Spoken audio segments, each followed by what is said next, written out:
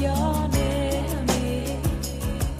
And I want to thank you for giving me the best day of my life. This is Nationwide 90 FM, owned and operated by Nationwide News Network. We broadcast from our studios at 6 Bradley Avenue, Kingston 10, Jamaica. Transmitting on the FM 90 band. 90.3 from Peters Rock in St. Andrew and Murphy Hill in St. Anne. Serving Kingston and St. Andrew, St. Catherine, St. Anne, parts of Clarendon, St. Mary, and St. Thomas. 90.5 from Huntley in Manchester. Transmitting to St. Elizabeth, Westmoreland, Manchester, Clarendon, rural St. Andrew, and parts of St. Thomas. And 90.7 from Coopers Hill in St. Andrew and Flower Hill in St. James. Serving Westmoreland, Hanover, St. James, sections of Trelawney, Kingston, St. Catherine, Clarendon, St. Mary, Portland, and St. Anne. Nationwide 90 FM also broadcasts on the World Wide Web on nationwideradiojm.com and on Flow on channel 916. Nationwide 90 FM, a revolution in media. You're listening to Nationwide 90 FM. The time is 6 o'clock. From the studios of Nationwide Radio, morning radio the right way. It's Nationwide This Morning.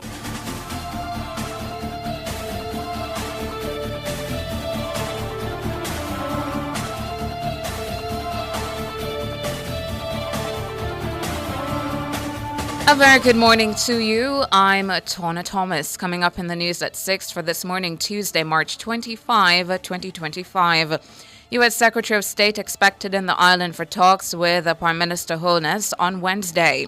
National Council on Education says St. James High School principal is retained because of impact on student performance. A popular Portland businessman shot and killed as he drove home Monday evening. In regional news, CDB signs £10 million agreement to drive geothermal energy development in Grenada.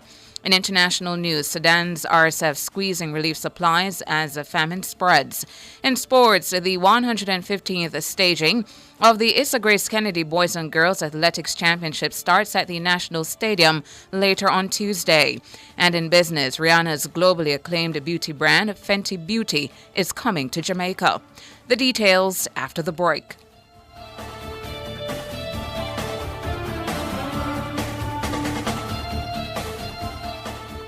Digicel, live life your way, no free what? Digicel postpaid. With Digicel postpaid, it's all about you. Sign up or pay your bills to stay active for a chance to win a luxurious all-expense paid trip for two to Royalton, Antigua. With round-trip flights on us, every week you could win exciting prizes. Event tickets, gym memberships, spa packages, excursion adventures, restaurant vouchers, and more. When you opt in on the My Digicel app, life your way starts now with Digicel. Better connected. Promotion ends March 31. Authorized under Section 58.3 of the Betting, Gaming, and Lotteries Act. Catch the first news of the day. A comprehensive package of local, international, sports, and business news. The news at 6 on Nationwide 90 FM.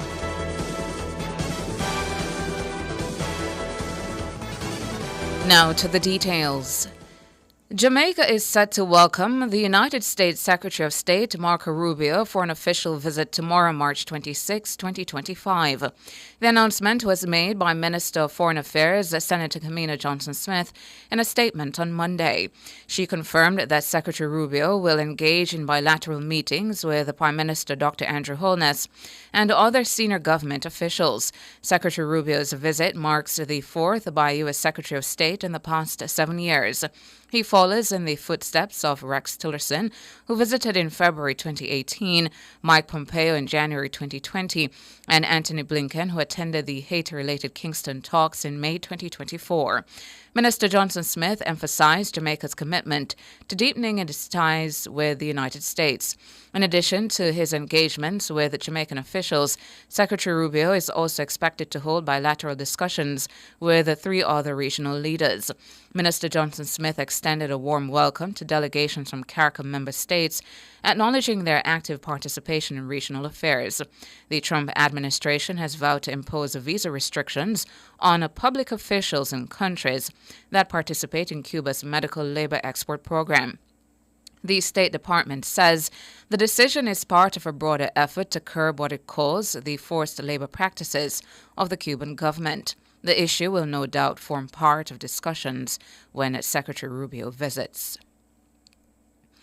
Executive Director of the National Council on Education, NCE, Maurice Murray, believes the principal of St. James High School, Joseph Williams, has been tolerated due to his ability to positively impact student academic performance. Ms. Murray is weighing in as the school is again in the news after classes were suspended on Monday. She says the NCE over the years has noted problems at both the leadership and board level of the institution. Siobhan Campbell tells us more. Maurice Murray says the National Council on Education, NCE, has attempted to address the issues plaguing St. James High School and its principal, Joseph Williams, going back nearly a decade. However, the NCE's executive director says despite many concerns, Principal Williams has been able to effect positive changes in the overall performance of the students. Person's parents were afraid, they were mortified to send their children to St. James, to senior schools. And I guess now that we're reading and it's now coming back. The board was changed and it was headed by Simon Clark. And Simon Clark has international experience. He understood the dynamics of the school and the challenges. He's from the Montego Bay community. He understood the dynamics. So that is why maybe the board was somewhat conflicted in removing Mr. Williams, who had all these challenges but was able to impact student performance. That this is a dilemma that the ministry faces or continues to face. A 2014 inquiry report noted several leadership challenges at the school. These include a poor climate which had eroded the institution's ability to be effective. It concluded that the school's leadership amounts to improper conduct, neglect of duty, inefficiency, and lack of discipline. Ms. Murray acknowledges that a common thread over the years has been the principal. But, to date, no action has been taken against him.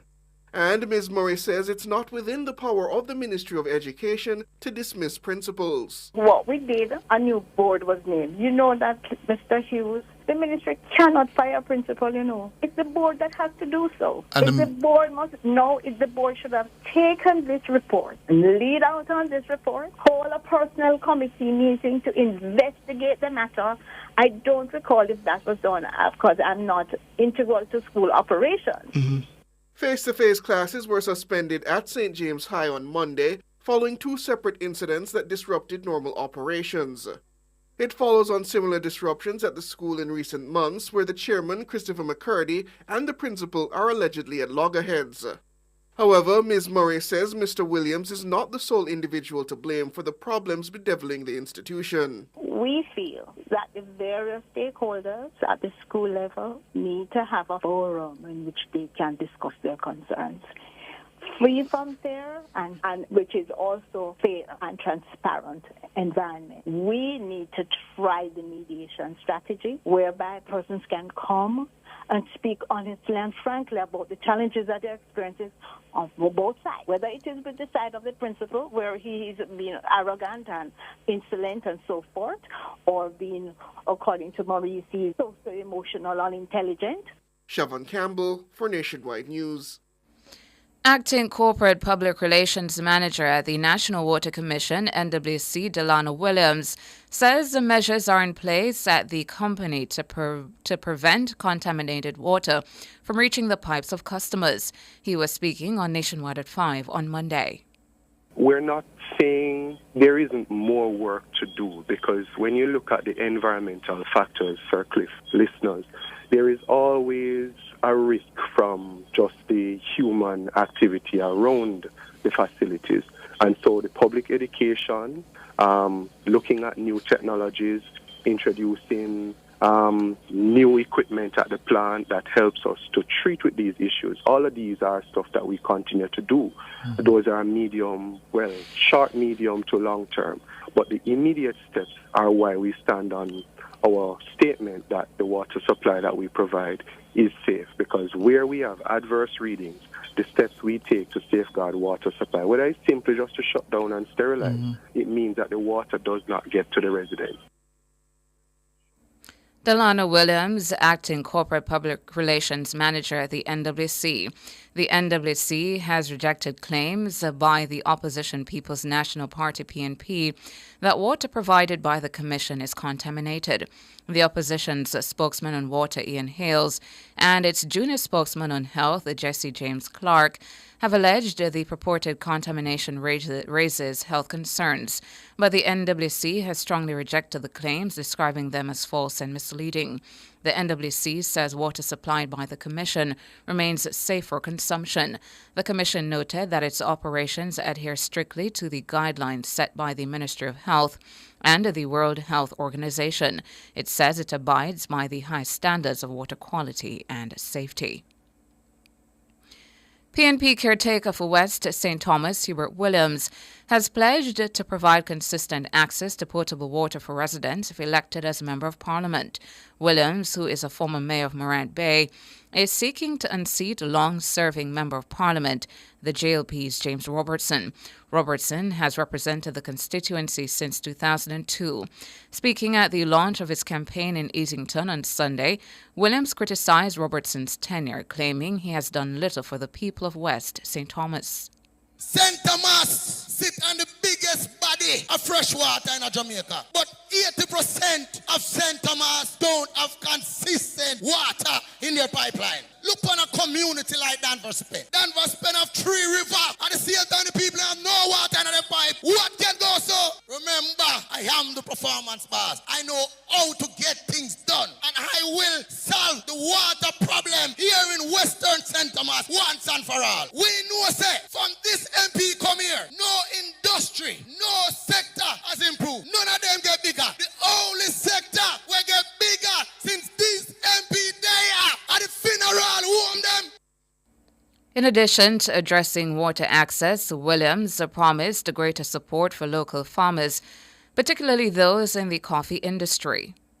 How are we going to fix agriculture in this parish called St. Thomas? The first thing we have to do is look to the hills. Those coffee farmers who's getting only $10,000 a box for coffee underneath this wicked Jamaica Labour Party government. And they have a lazy MP who's not saying nothing about it. We're going to fix that. When PNP leave office in 2016, coffee price was ranging between 14,000 and 16,000. But let's adjust that now based on inflation. It will be about 22,000. Underneath my watch, no coffee farmer will receive less than $22,000 a box for coffee.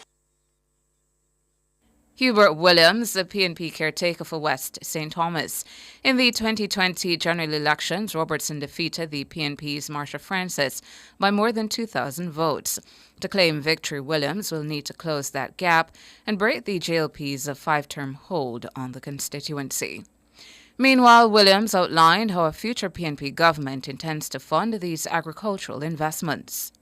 In the next PNP administration, we're going to secure the funding to help farmers with the inputs. And I ask me how we are going to do it. We are going to take 1% of the importation tax per year. That will have up to about $2.5 billion. And that $2.5 billion, it now going to go in none of them bank account there. They're going to go straight to the farmers of Jamaica. If you give my St. Thomas farmers the inputs up in Cedar Valley so they can plant new coffee plant, they can prune them, they can fertilize them, they can spray them, come down to the onion farmers, give them the input. We will see our farmers making money brick by brick by brick.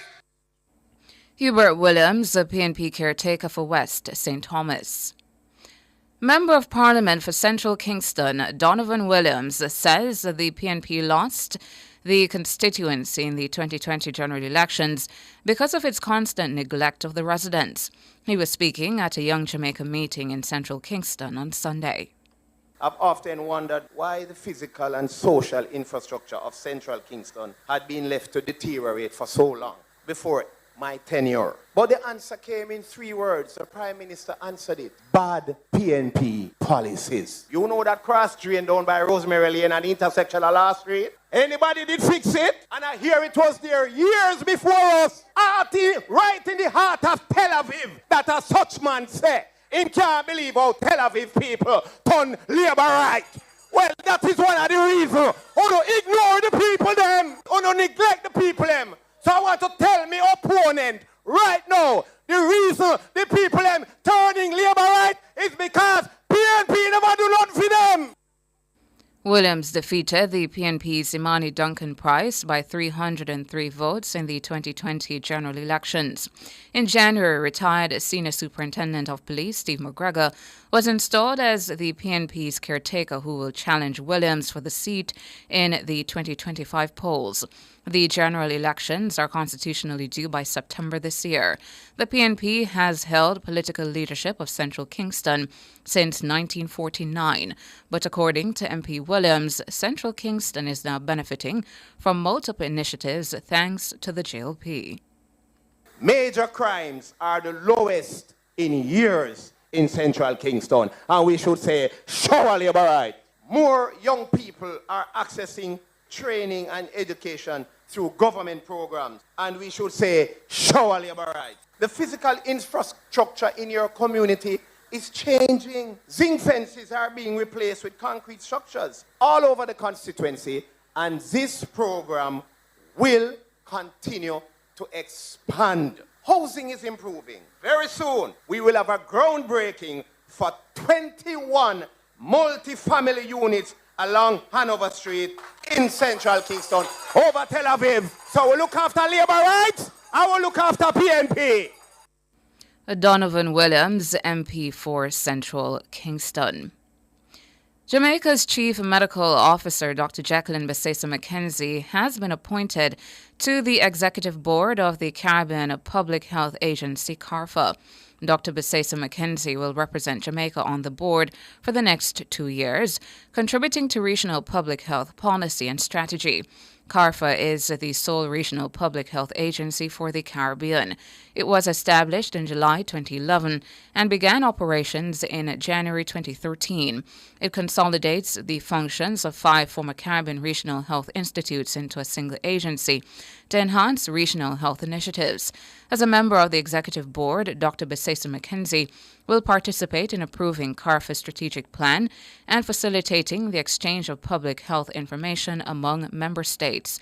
CARPHA plays a pivotal role in the region's public health response, addressing emergency situations such as hurricanes, earthquakes, and flooding.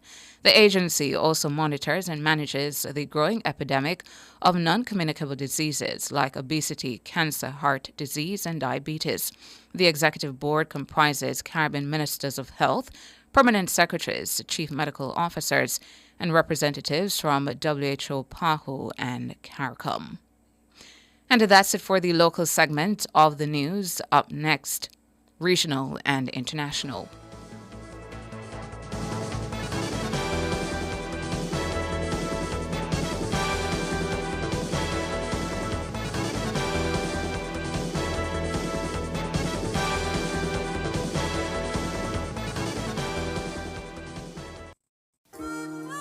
Coveside Concert Series presents Timeless. It happens on March 29 at Plantation Cove, St. Anne, featuring international superstar Dionne Warwick and more stars Myrna Hague, Queen Marcia Griffiths, and Dwayne Stevens. Timeless, March 29. Showtime is 8 p.m. and tickets are now available at Fesco, Fontana Pharmacy, Plantation Smokehouse, and online at coveside.aitix.com.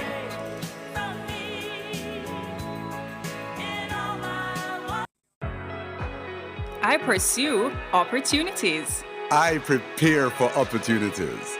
I plan for opportunities. With Sagicor e-Invest, you can prepare, plan for, and pursue IPO opportunities. Browse IPOs, review IPO details and prospectuses. Select and apply for a featured IPO. IPO with Sagicor e-Invest. Think wealth. Visit sagicor.com.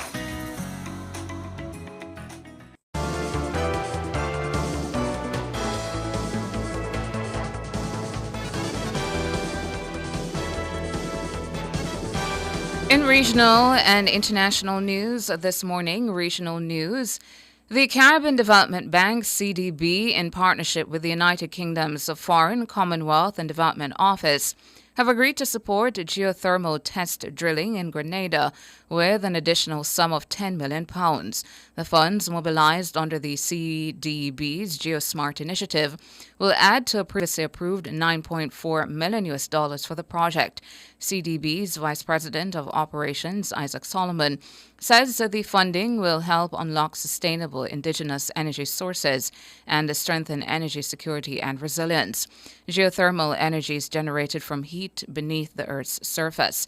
It provides a stable 24-hour renewable energy source, unlike solar and wind power, which are variable. Surface studies suggest that Grenada's geothermal resources could support a 15-megawatt power plant. International Sudanese paramilitary force locked in a war with the army has placed new constraints on aid deliveries to territories where it is seeking to cement its control. Humanitarian workers say this includes areas where famine is spreading. According to Reuters, the move comes as the paramilitary rapid support forces seek to form a parallel government in the west of the country, all while rapidly losing ground in the capital, Khartoum. The developments could further divide the country, which split from South Sudan in 2011. It also puts hundreds of thousands of people in the western region of Darfur at greater risk of starvation, many of them displaced in previous rounds of conflict. And that's it for regional and international. Up next, sports.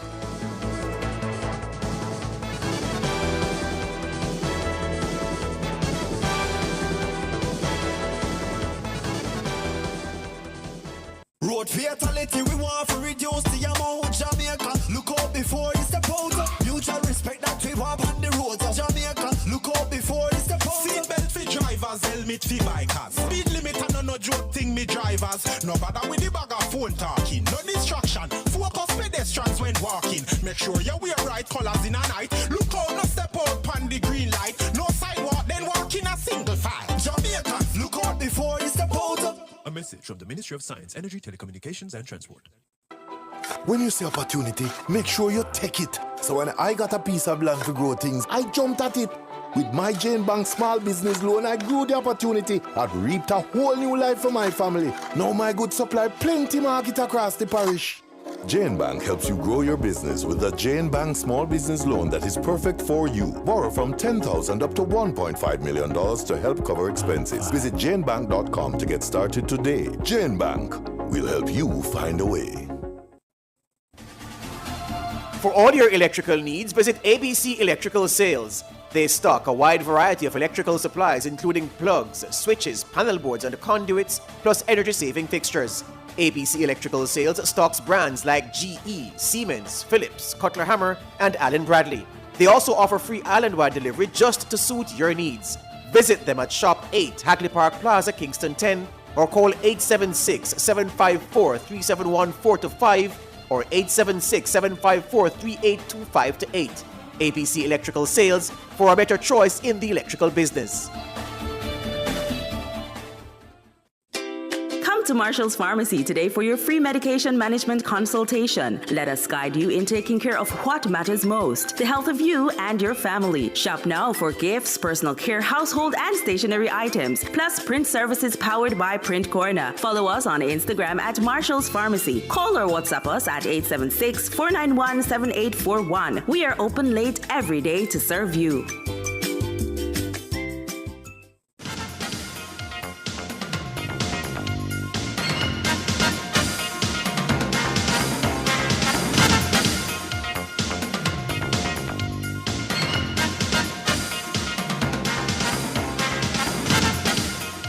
Time now for your morning sports. The 115th staging of the Issa Grace Kennedy Boys and Girls Athletics Championships gets underway at 9 on this Tuesday morning at the National Stadium in Kingston. The first event on track is the heats of the Class 1 girls of 1,500 meters.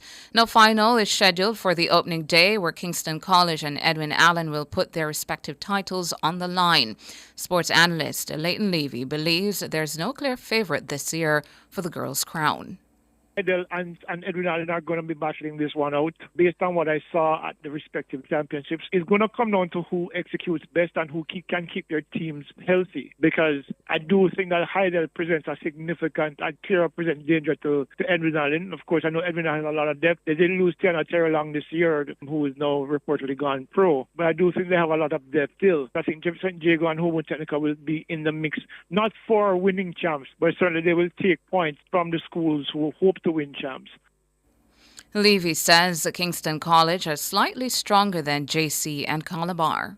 It will come down to a battle between Kingston College, Jamaica College, and Calabar. All three teams, I think, are stronger this year than they were in previous years. I do believe that Calabar will make a move forward. It might not change their position, but when you look at people like Shakri and Gordon and others who have started to show their qualities this year, they have a lot of good sprint hurdlers and some good field eventers as well. For Kingston College, you have all-round strength, so does Jamaica College, but I do think that Kingston College's depth, once the athletes stay healthy, I think will start to dominate champs from day 2 going onwards, I think.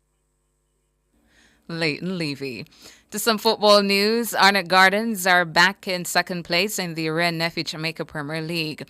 The former champions beat Malines United 4-0 at Jerusalem on Monday to move to 65 points, one ahead of Mobay United.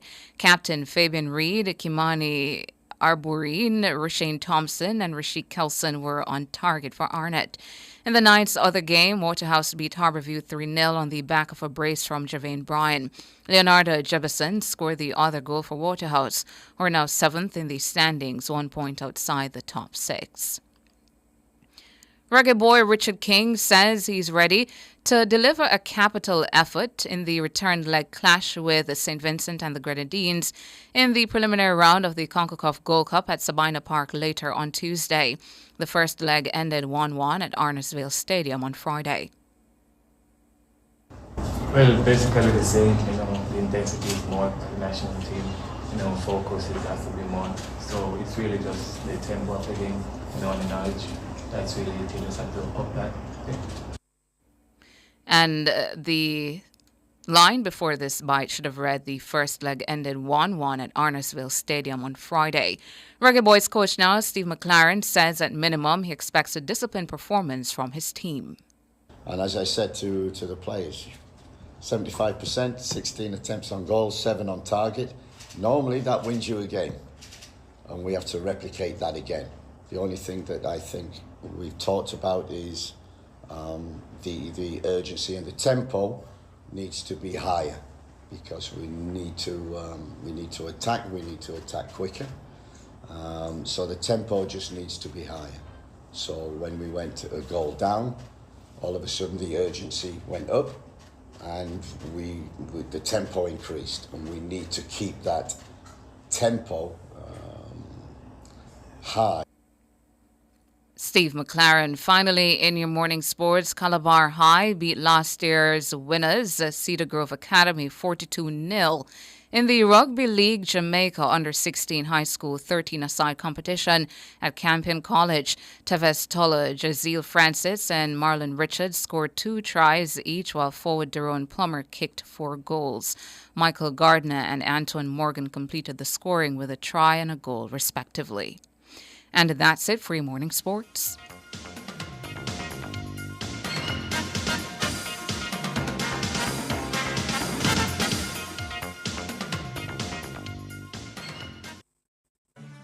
Looking for a gym that's got it all? Welcome to Express Fitness, where fitness meets convenience. With 24/7 access, you can work out whenever it suits you. And with island-wide locations, we're always close by anywhere and anytime. Love classes? We've got them. From aerobics to dance to spin, you name it, we've got it. Our certified trainers are here to take you on a journey. Call us at 888-FITNESS or visit our website at expressfitnessja.com. Express Fitness, your goal or mission. Residents of Manchester, The Jamaica Customs Agency will be in your parish on Friday, March 28, 2025 from 10 a.m. to 5 p.m. for Customs Meets the Community. The Town and Community Tour edition will kickstart this exciting tour in Christiana at 10 a.m. Then navigate into the parish capital, Mandeville, for the grand finale at 2:30 p.m. Get information on all things customs, contactless clearance, the Customs mobile app, incentives for farmers and manufacturers, and so much more. That's Customs Meets the Community, the Town and Community Tour edition in Manchester this Friday, March 28 from 10 a.m. to 5 p.m. Jamaica Customs, reaching our customers where they are.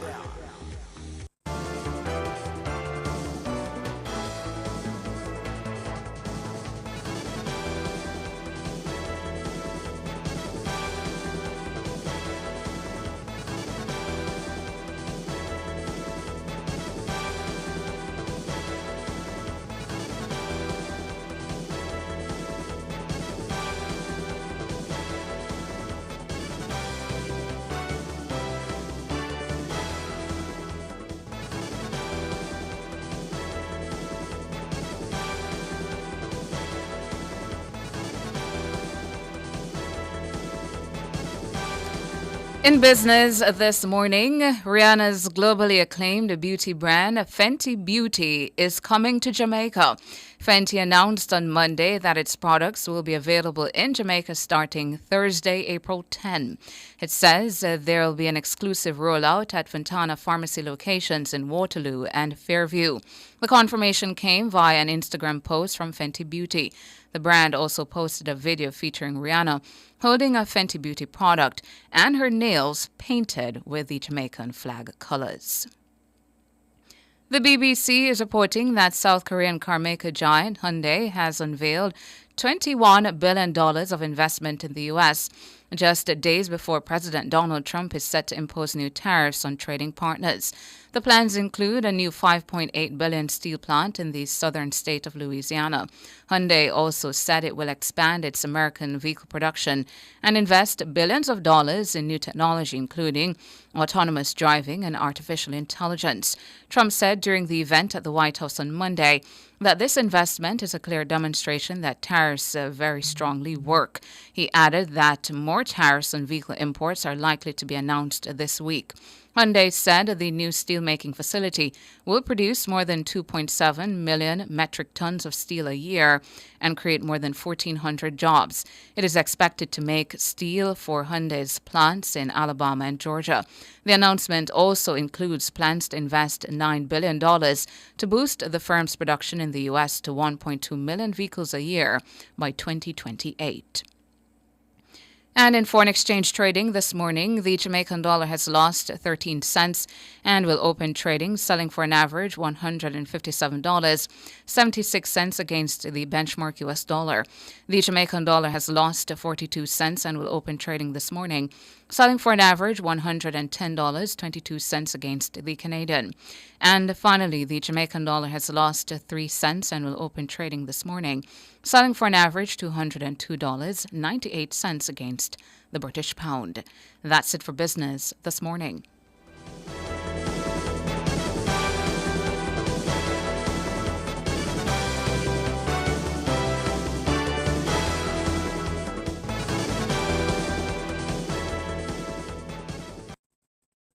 Clear your barrels and personal shipments with ease and convenience. Request a customs contactless clearance today through CCP at jca.gov.jm.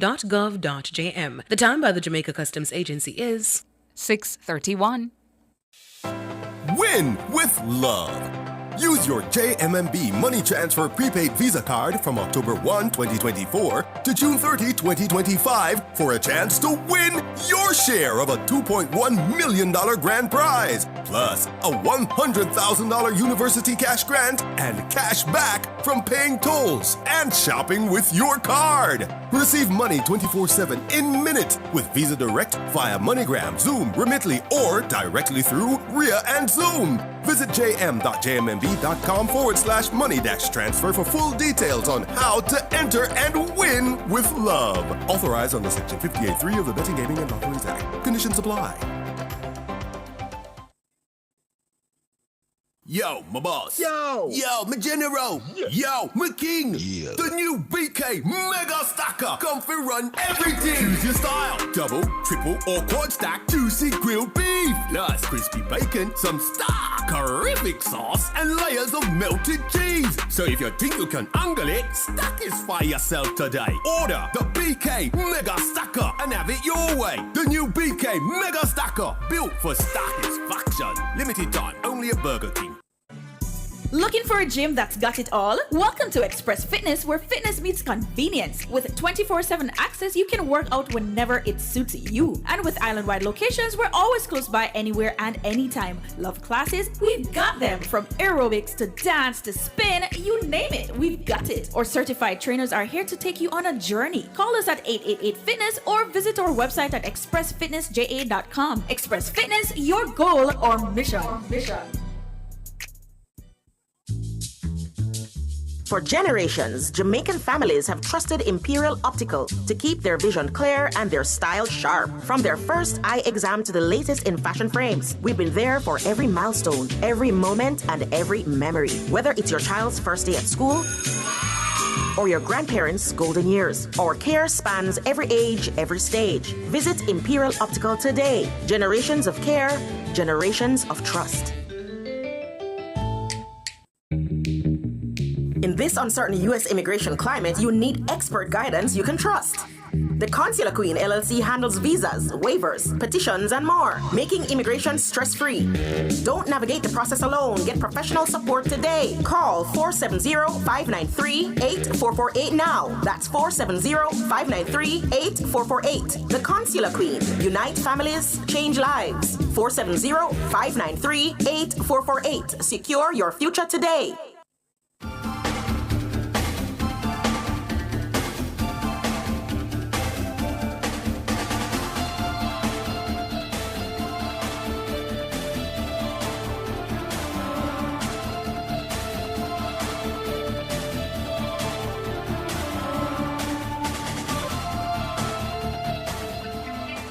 Love and hate can never be friends. Oh no, oh no.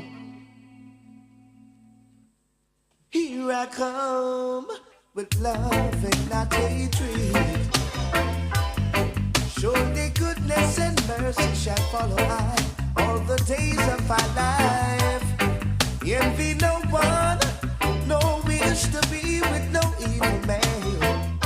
For there'll come the day when you'll be whipped by the feathers and live up good children.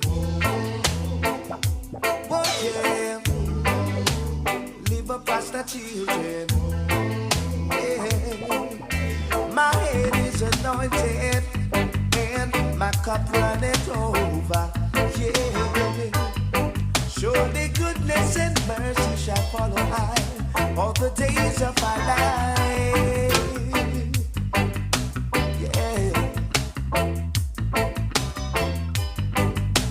Oh yeah, now. Oh yeah.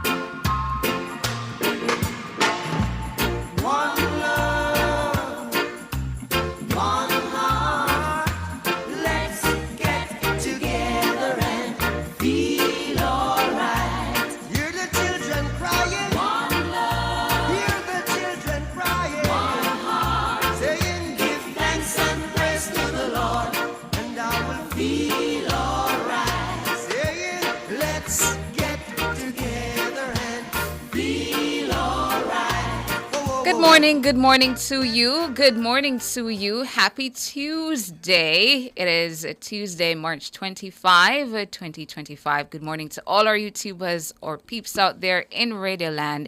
You're tuned in to Nationwide this morning, NTM.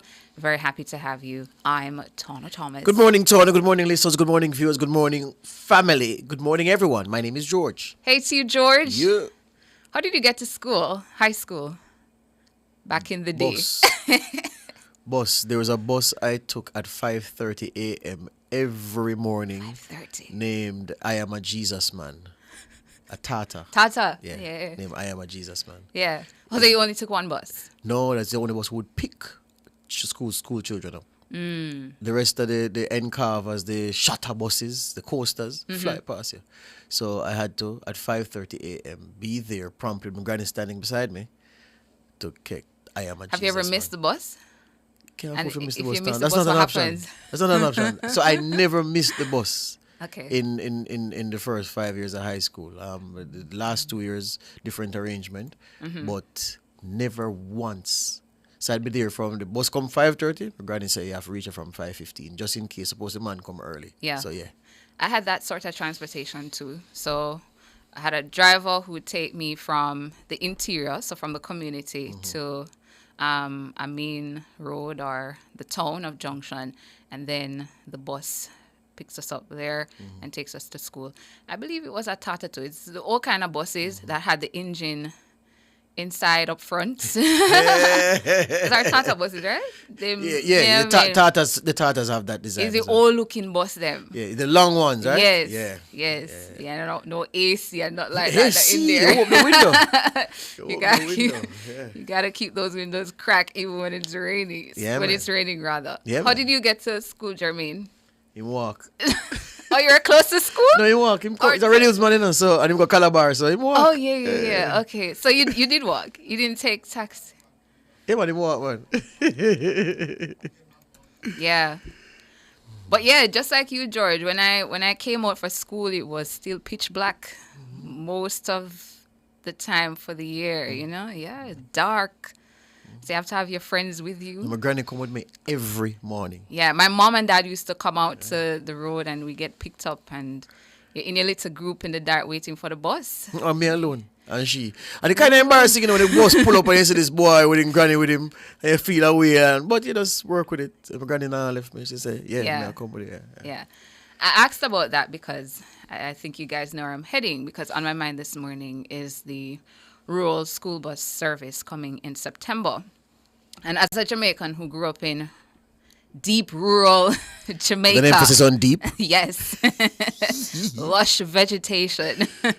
I understood the struggles some of my peers, George, faced with transportation to get to school and the accompanying costs faced by their parents. Many of them came from single mother households, many of them, and had to take up to 3 taxis a day to get to school and 3 taxis back if it is that you live in a community like mine and you're going to Black River High, for example. And for the day, just transportation cost could see parents, a mom or a dad, paying between $500 and $1,000 to send their child or children to school, because what a thing if you have more than one.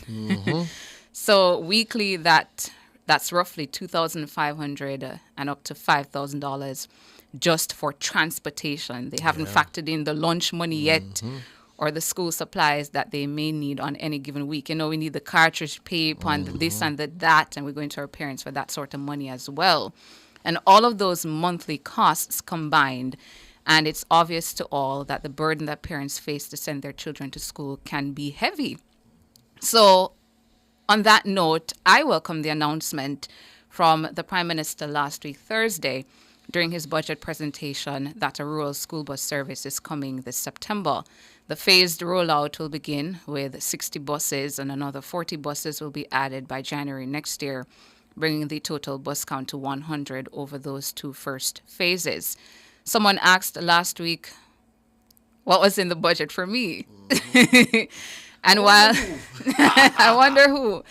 And while there were several announcements directly for me, I strongly identified with this one because I am from deep rural Jamaica and surrounded by other deep rural communities with scores of parents whose burdens will be eased a bit from a service like this. Some of the preliminary details about the service were shared by the Transport Minister Darrell Vaz, who spoke on Nationwide at 5 on Friday. Primary among the details was that the schools would take custody of the buses and use the subvention from government to help pay for maintenance. Part students, free of cost, and we are extending the same thing that we are doing, with the JUTC, where kids will pay between $20 and $50 depending on the length of the route. But the good part about that is that right now, rural students are paying between $300 and $500 a day. Now, don't get me wrong, because they still have to get to the school bus. So there still is a cost to that. But to pay $20 or $50 is going to be a significant savings to the parents, which is going to total anywhere between $1,500 and $2,500 per week per student. Now, bottom line is that those buses will be operated from the subsidy, and the monies used from the subsidy will be used to continue to maintain them. So they will hire the drivers.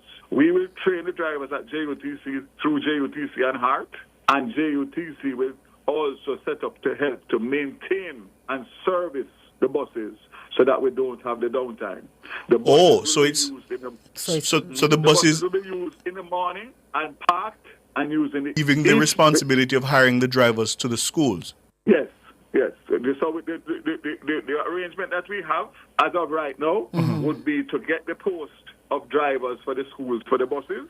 But obviously that's a work in progress as we speak, because if they need JUTC to recruit and train, right, it's just a matter of the logistics in terms of how they are paid and how the buses are serviced. But we have a template. There are other private school buses that schools are using now. So we're also working with them to see exactly how they do it. And just to point out here as well, George, that the transport minister can go and ask Hampton School how they did it, because we had a system similar to what he's suggesting here as well. Now, I note that at least one taxi association is arguing that operators will be threatened by service like this. The Todd's head, Egerton Newman, says with the school buses, they will no longer carry children. He says the government doesn't have the interest of the operators in mind. We will be bringing some buses, some school buses. So we will no longer carry children, we will no longer carry the elderly, and the bus that is going to run from Nagasaki to Spanish Town, people like me or young people will be able to pay $50 when the fare on a taxi is $150. What do you expect? I don't think the government have the interest of the private operators at mind. If you see what is happening now, they are sporadic demonstration all across the island on various issues. We don't organize this demonstration. It's the operators themselves. Now, what can happen if we don't see something coming away from the government after the budget debate? Then you'll see at the other side of the public transport sector. What does he mean by that? I mean, I understand that Mr. Newman has to look out for the interest of those he represents, George and listeners, but I'd assert that this service doesn't seek to box all the food out of the plates of the operators. Rather, this is a long-standing vulnerability, struggle, difficulty, challenge of student transportation in rural areas that has been identified, and now steps are being taken to address it. Further, these services, as I understand it, will pick up the students along the main roads, which means taxi operators will still have that duty, still have the service of carrying the students from their communities, the internal aspects, to a main town or a main road where they'll wait for the school bus, as was the case with me when I was in high school. Also, the JUTC has been around for over, 3 decades and transporting children and adults in Kingston, St. Andrews, St. Catherine. And taxi operators have been able to earn. Everybody out here survive. And taxis are added annually to these many, many different routes. Importantly, though, this matter doesn't need to be adversarial. The Minister of Transport often provides a space for concerns to be shared and addressed by taxi associations and operators. So the head of TODS doesn't need to posture so contentiously on the matter. This program must not be derailed. It will put money back into the pockets of parents that can be used for something else to take care of their children. It will provide employment in its first 2 phases for at least 100 drivers, perhaps some local mechanics as well. And we expect through this service safe and reliable transportation for our children. So let's support a good thing. That's what's on my mind.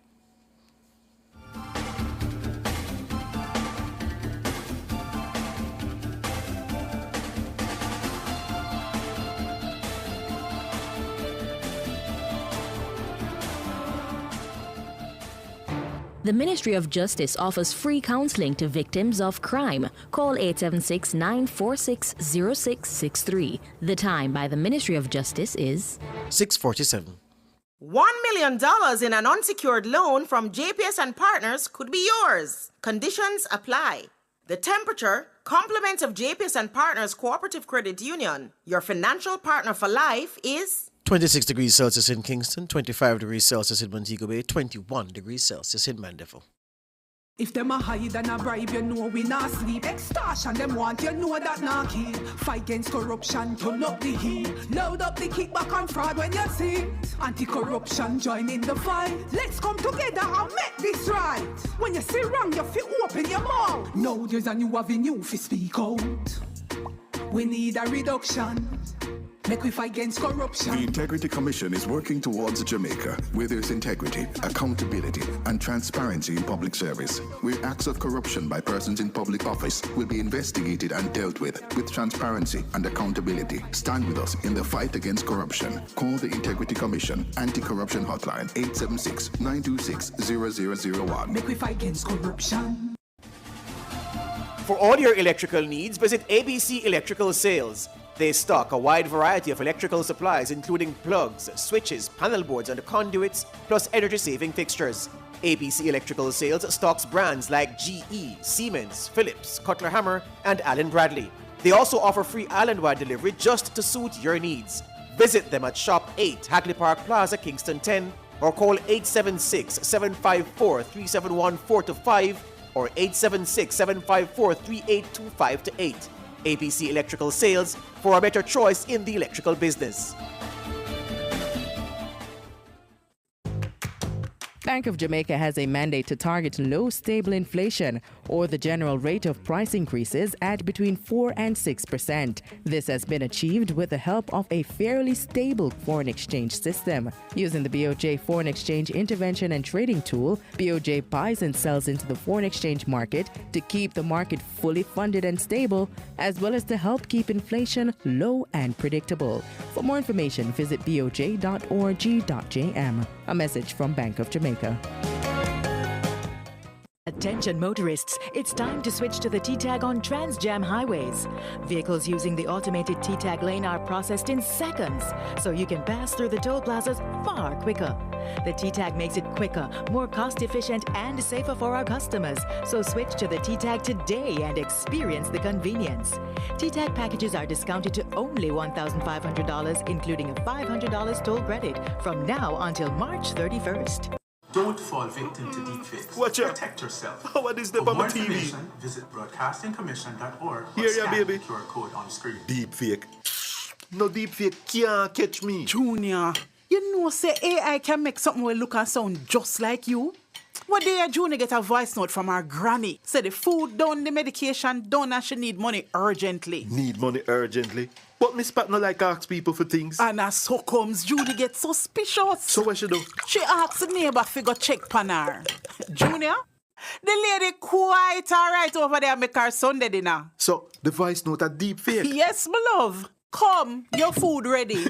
Right now it look like we have to outsmart the AI. But wait. I really want dege dumpling here, give me.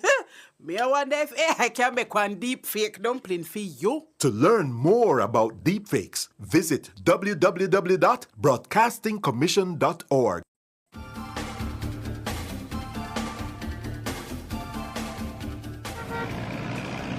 Street Smarts 1, Ludlow McLean. That's what's up now. Good morning, Ludlow. Morning, George. Morning, Turner. Hey, to you, Ludlow. To our listeners, just a quick update as to what is happening in some areas. If you're in the Beechwood Avenue, Kingston 5, Crossroads, those areas are experiencing pretty good movement going along Oxford Road, but that is only temporarily. Going off the Tree Road, you see good vehicular movement. And if you're going across Maxfield, it's not too bad going up Maxfield Avenue. But remember, when you get into the Crossroads area, that's where it's going to be challenging. Here also, the challenges from the Boulevard to Malines and from 6 miles, Panistone Road, 3 miles. Those are the areas that has traffic. So it's a quick update until 7:18 is back to George in the studios. Thank you very much, Ludlow McLean there with Street Smarts 1. Up next, the word of the day.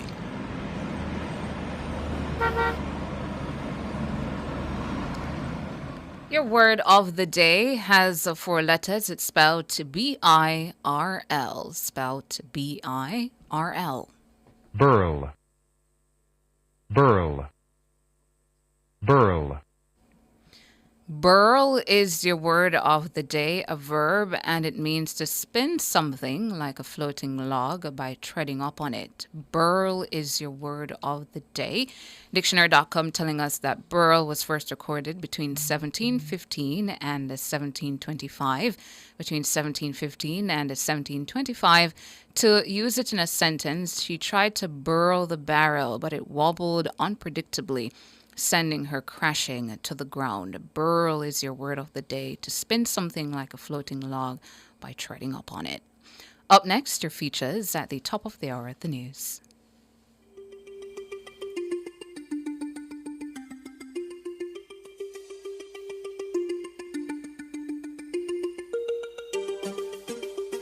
In most cases, no one knows what causes high blood pressure. What is known is that the foods you eat can affect your blood pressure in both good ways and bad. The DASH diet is praised by doctors for contributing to the lowering of high blood pressure. In Food for Thought today, what is the DASH diet and how does it work? DASH stands for Dietary Approaches to Stop Hypertension. The DASH diet is a healthy eating plan designed to help treat or prevent hypertension. The DASH diet includes foods that are rich in potassium, calcium, and magnesium. These nutrients help control hypertension. The diet limits foods that are high in sodium, saturated fat, and added sugars. Studies have shown that the DASH diet can lower blood pressure in as little as 2 weeks. The diet can also lower low-density lipoprotein, LDL, or bad cholesterol levels in the blood. High blood pressure and high LDL cholesterol levels are 2 major risk factors for heart disease and stroke. The DASH diet is rich in vegetables, fruits, and whole grains. It includes fat-free or low-fat dairy products, fish, poultry, beans, and nuts. What does the DASH diet look like? Here is registered dietitian Angie Placeres with the details of this diet. Grains is 6 to 8 servings per day, and we're going to specify what their servings are in a minute, so just hold tight on that. And the grains, remember, are like the quinoa, the brown rice, the whole grains, and cereals and breads. Vegetables, 4 to 5 servings a day. Fruits, 4 to 5 servings a day. I know that sounds like a lot, but it's really easy to get in. So low-fat dairy is 2 to 3 servings a day. Then we have our lean meat, poultry, and fish, 6 servings or less per day, and this is 6 ounces, and we're going to specify again in a minute. Nuts, seeds, and legumes is a whole other category, 4 to 5 servings per week, which is basically try to consume them every day. And then your oils and some of the sweets, use sparingly. So let's go back to the grains. So a serving size, for example, is 1 slice of whole wheat bread. So if you're making a sandwich, you have 2 slices of bread, you have 2 servings right there. And then maybe you're going to eat brown rice, or you're going to do a quinoa, something like the example we have here today.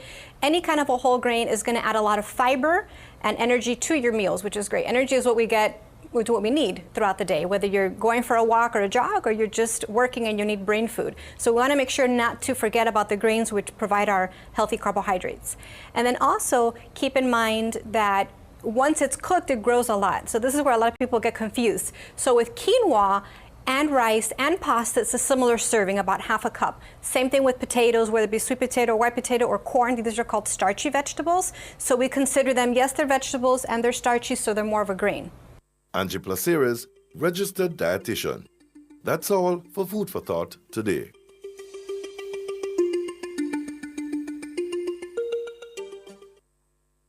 Are you ready to turn your sales and marketing skills into high earnings? Nationwide 90 FM is searching for business development executives to help us grow our business and build lasting client relationships. If you have experience across all stages of the sales cycle and possess strong communication, negotiation, and time management skills with a proven sales track record, this opportunity is perfect for you. Join our team and work with the top corporate brands, media agencies, and of course, our on-air personalities. Enjoy networking opportunities, professional growth, and competitive commissions. Ready to take the next step? Send your resume to hr@nationwidenewsnetwork.com today.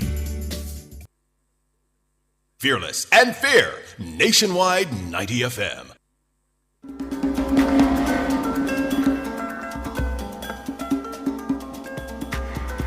Dressing for success includes a lot more than just choosing the right outfit.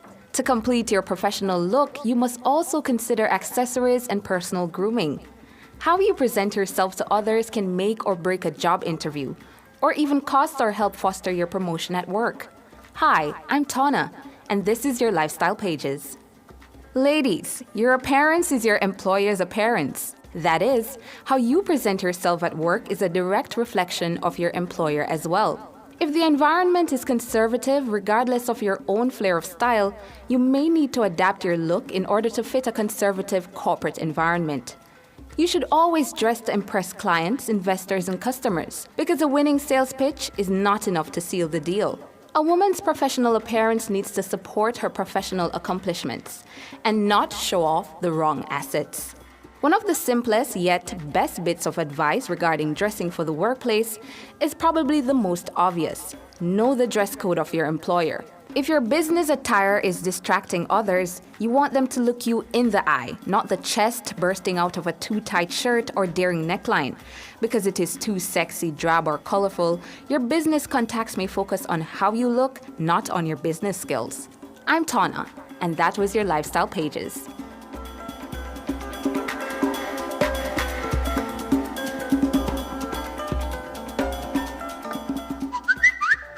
News on the go. The latest stories from Jamaica and around the world are literally a finger tap away.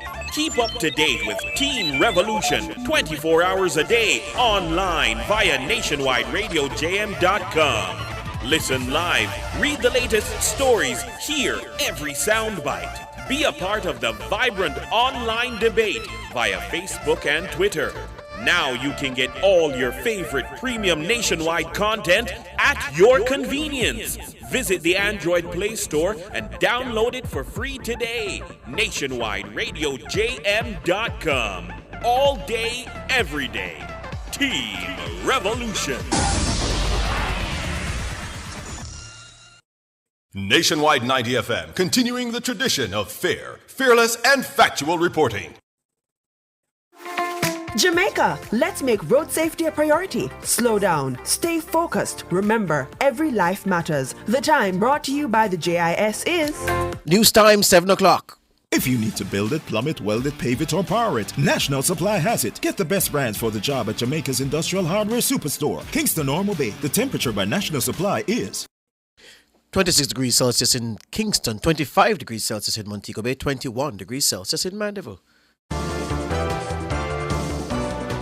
The most credible news in the morning. The news at 7 on Nationwide 90 FM. Coming up in the news at 7 this morning, Tuesday, March 25, 2025, U.S. Secretary of State expected in the island for talks with the Prime Minister later on Wednesday.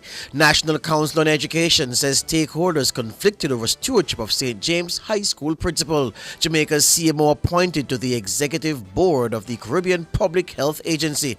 And in international news, Sepp Blatter and Michel Platini are freed of corruption charges.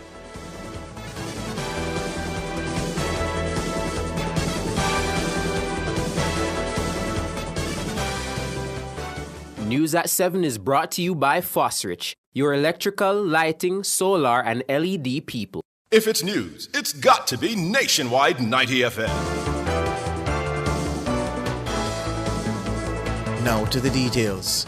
Jamaica is set to welcome the U.S. Secretary of State Marco Rubio for an official visit on Wednesday, March 26. The Minister of Foreign Affairs, Senator Kamina Johnson-Smith, made the announcement in a statement on Monday. She confirmed that Secretary Rubio will engage in bilateral meetings with Prime Minister Andrew Holness and other senior government officials. Secretary Rubio's visit marks the fourth by a U.S. Secretary of State in the past 7 years. He follows in the footsteps of Rex Tillerson, who visited in February 2018, Mike Pompeo in January 2020, and Anthony Blinken, who attended the hate-related Kingston talks in May 2024. Minister Johnson-Smith emphasized the Jamaica's commitment to deepening its ties with the United States. In addition to his engagement with Jamaican officials, Secretary Rubio is also expected to hold bilateral talks with 3 other regional leaders. Minister Johnson-Smith extended a warm welcome to delegations from CARICOM member states, acknowledging their active participation in Regional Affairs. The Trump administration has vowed to impose visa restrictions on public officials in countries that participate in Cuba's medical labor export program. The State Department says the decision is part of a broader effort to curb what it calls the forced labor practices of the Cuban government. The issue is expected to form part of the talks with Rubio. Executive Director of the National Council on Education, Maurice Murray, believes the principal of St. James High, Joseph Williams, has been tolerated due to his ability to positively impact student academic performance. Ms. Murray is weighing in as the school is again in the news after classes were suspended on Monday. She says over the years, her organization has noted problems at both the leadership and board level of the institution. Chevon Campbell tells us more. Maurice Murray says the National Council on Education, NCE, has attempted to address the issues plaguing St. James High School and its principal, Joseph Williams, going back nearly a decade. However, the NCE's executive director says despite many concerns, Principal Williams has been able to effect positive changes in the overall performance of the students.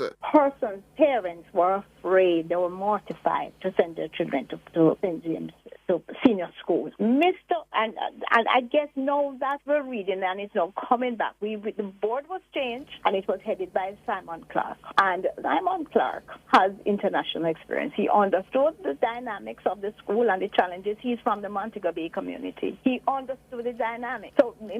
So that is why maybe the board was somewhat conflicted in reviewing Mr. Williams, who had all these challenges but was able to impact student performance. That this is a dilemma that the ministry faces or continues to face. A 2014 inquiry report noted several leadership challenges at the school. These include a poor climate which had eroded the institution's ability to be effective. It concluded that the school's leadership amounts to improper conduct, neglect of duty, inefficiency, and lack of discipline. Ms. Murray acknowledges that a common thread over the years has been the principal. But, to date, no action has been taken against him. And Ms. Murray says it's not within the power of the Ministry of Education to dismiss principals. What we did, a new board was named. You know that, Mr. Hughes, the ministry cannot fire a principal, you know. It's the board that has to do so. The board should have taken this report and lead out on this report, call a personnel committee meeting to investigate the matter. I don't recall if that was done because I'm not integral to school operations.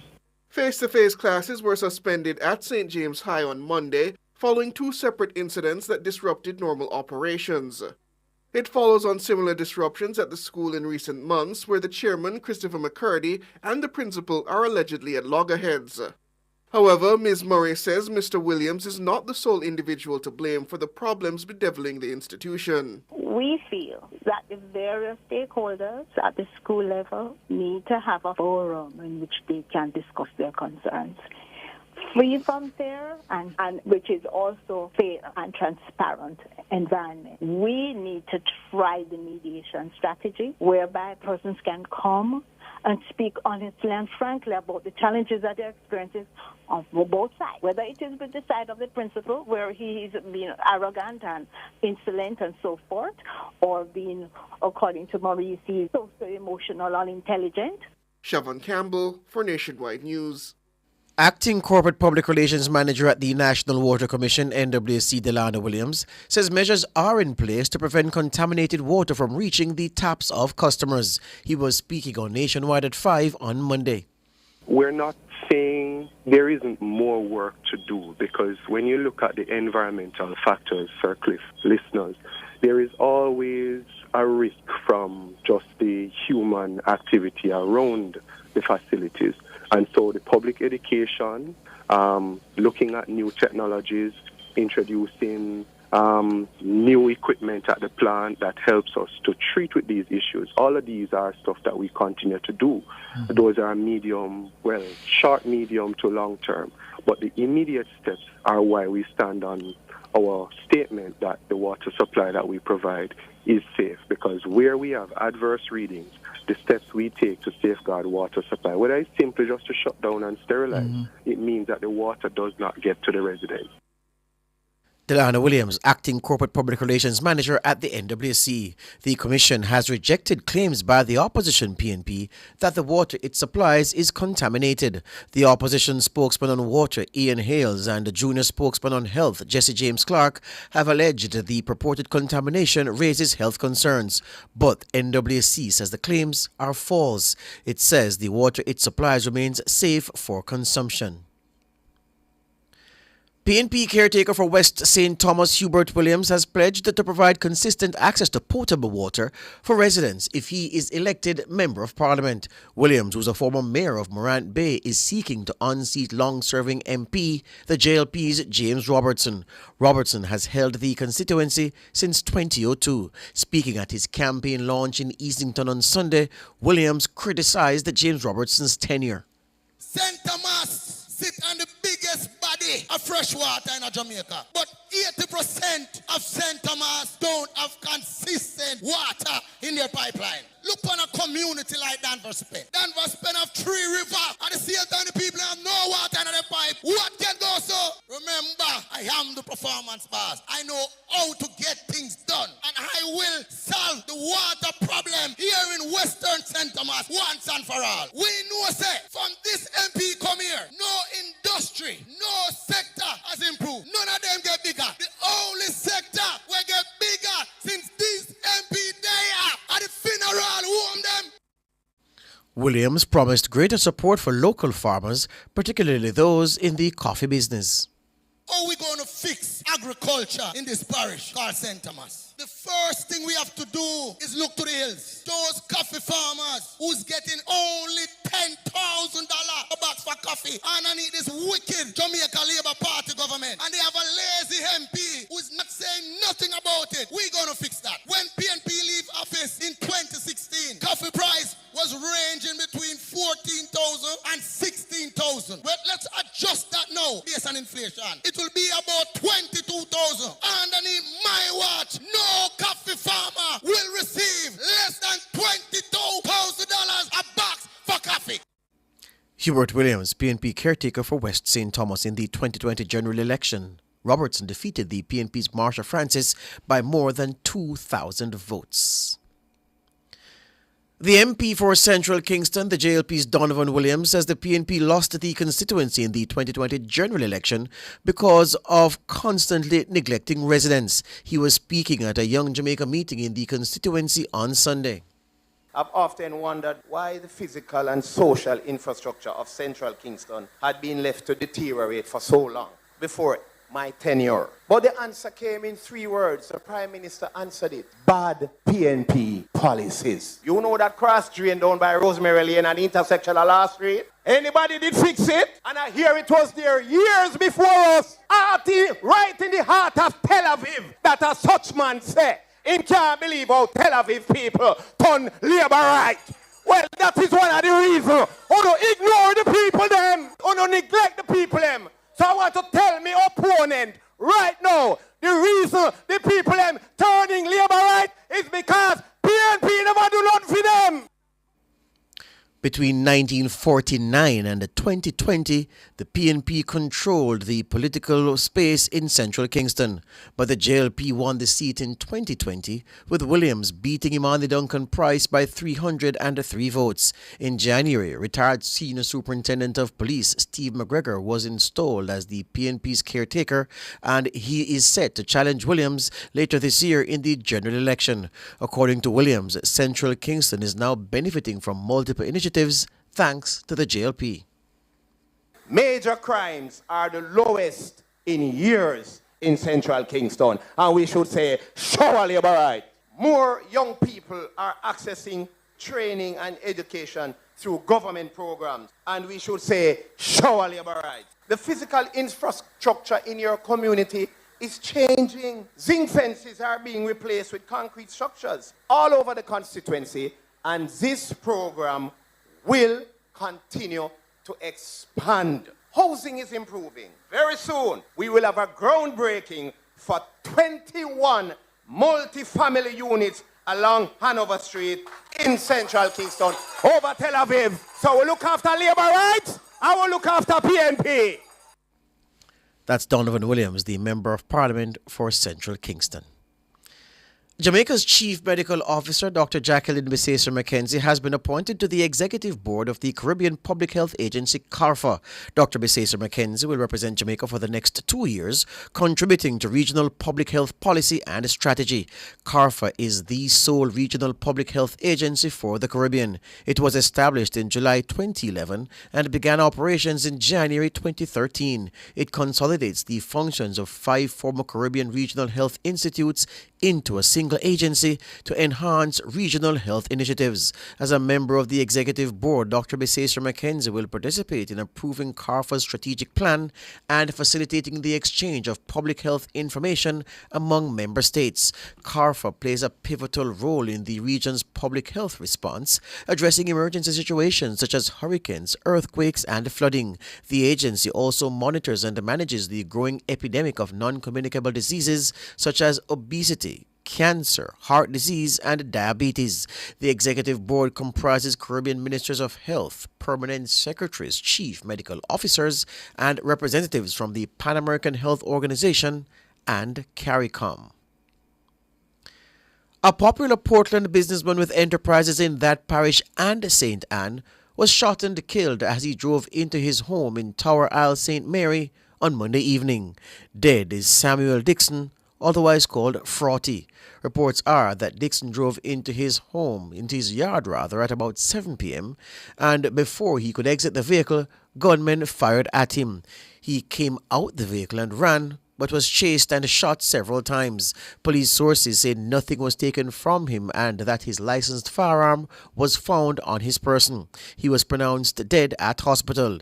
Dixon operated 2 service stations in Ocho Rios, a used car dealership, and an auto parts store. He also operated 2 gas stations in Port Antonio and a supermarket in Buff Bay in Portland. He grew up in the Portland capital and started business owning taxis. Up to late Monday evening, police, including detectives from the nearby Area 2 headquarters, were on the scene of the incident in the quiet community of Tower Isle. 3 Haitian women have been charged in connection with the seizure of a large amount of compressed ganja in Lacovia, St. Elizabeth. According to the police, 560 pounds of compressed and loose ganja were seized during an operation in the area on Saturday. The police say 20 pounds of ganja seeds were also recovered. The 3 women have been identified as 40-year-old Odinette Istal, 31-year-old Malena Bozel, and 32-year-old Nadaja Asna.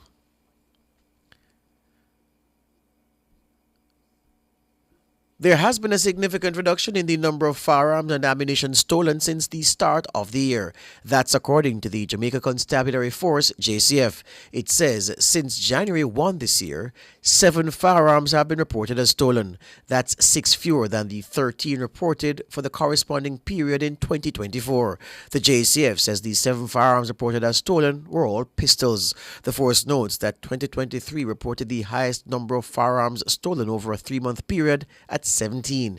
Meanwhile, the JCF says to date, 126 rounds of ammunition were stolen. That number is 22 fewer than the 148 rounds stolen in 2024. Overseas news now. Sepp Blatter and Michel Platini have been acquitted for a second time on charges of fraud, forgery, mismanagement, and misappropriation of $2.2 million of FIFA money in 2011. Blatter is the former FIFA president and Platini is the former UEFA boss. The Attorney General's office in Switzerland had challenged the first acquittal of the men in July 2022 and asked for sentences of 20 months suspended for 2 years. However, the Federal Criminal Appeals Court accepted the 2 men's explanation that the payment had been for consultancy work. Blatter, now aged 89, gave little reaction listening to the verdict of 3 cantonal judges acting as a Federal Criminal Appeals Court, and sitting in the front row in front of Platini, Blatter alternately tapped his fingers and held his left hand over his mouth.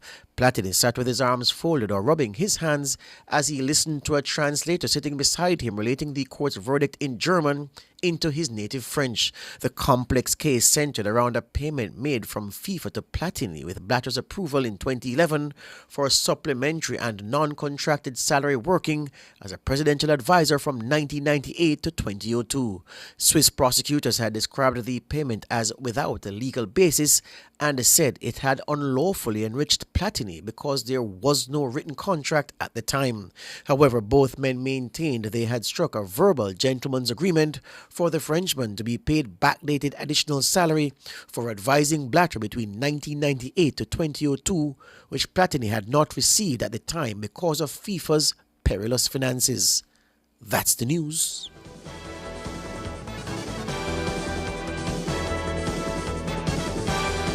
News at 7 was brought to you by Fosrich, your electrical, lighting, solar, and LED people.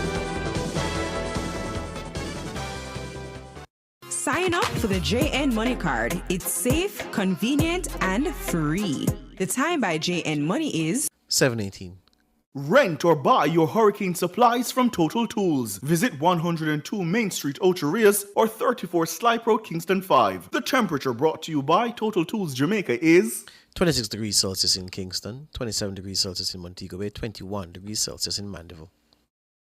The University of the Commonwealth Caribbean Roadshow, the roadmap to your future. Join us for fast and easy registration, informative sessions, one-on-one guidance, and more. Look out for us on March 11, Port Antonio, March 13, May Pen, March 14, Morant Bay, March 18, Mandeville, March 21, Ocho Rios, March 25, Montego Bay, and our last stop, March 28, Halfway Tree. UCC Roadshow, the roadmap to your future. You don't want to miss it. Visit www.ucc.edu.jm for more details. The Conference of Choice is back. Join us April 29 to 30 at the Jamaica Pegasus Hotel Kingston and online for the world's only Middle Managers Leadership Conference. Hear from 30 business leaders across 4 continents. Expand your network, gain strategies, and elevate your leadership. Learn, connect, and grow with experts. Limited on-site spaces available. Register now at makeyourmarkgroup.com or call 876-978-60022. MMC 2025, a legacy of transformation and execution.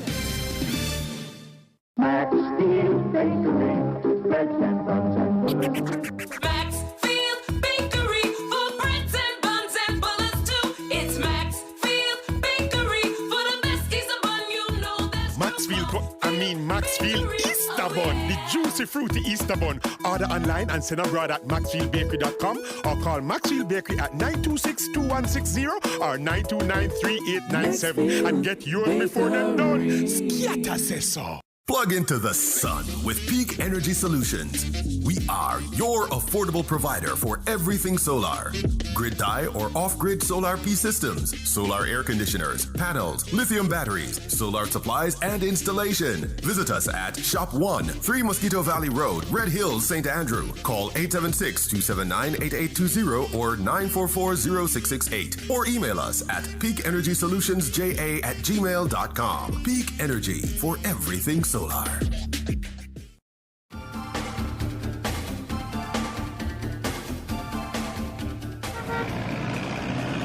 Time now for Street Smarts 2 with Ludlow McLean. Good morning again, Ludlow. Yeah, again, George, morning time again to you, the listeners, for all our passengers in the various modes of transportation, all the taxi companies, the El Shaddai Taxi, and all of these magnificent companies who are doing their best, and the tour operators, the Knutsford Express, and all of the other operators. Good morning to you all. And not to forget all our presidents and stakeholders in the transport sector. But let me just tell you, it's a quick one again. It's bright and sunny, but there are certain areas that the traffic has built now. If you're on the Grandstand Road, coming from Shortwood Road, it's going to be traffic. Traffic is already on Barbican Road. So it means if you're coming from Arcadia Drive, if you're coming from Russell Heights, if you're coming from Bertsucker Lane, which is in the Graham Heights area, and all these areas, Kingston Lane, and you go around to Barbican Road all the way to Whitcomb, there's a little gap there, but once you get onto Barbican Road, you will see traffic, and it's going to take you right to that intersection of Whitcomb and Barbican Road. The traffic is right there. Then it goes around towards that intersection of Barbican Road, Hope Road, and Holop Road. So if you're also going up to Ligonier, further up into the vicinity of the embassy, you'll notice traffic. Traffic is also in the Papine area, but it's making its way all the way down. So in both sections, where they're going up to Papine or leaving Papine, you'll also have traffic. Mona Road, as usual, has traffic. And remember, there's a school in the vicinity there, Mona High. So Mona Road, Wellington Drive, Monroe Road, those areas has traffic. It's a very busy Tuesday morning. And just to tell you that the Mandela still, it's not that the Mandela moves, but when you get to 6 miles, it's going to be challenging from there to 6 miles, from 6 miles to 3 miles, and along Washington Boulevard onto Dunrabbin. Those are the challenging areas. So it's our second report, and as usual, lane properly, and at Street Smart, your safety is our concern. George, over to you. Thank you, Lord McLean, there with Street Smarts to Up Next, front page.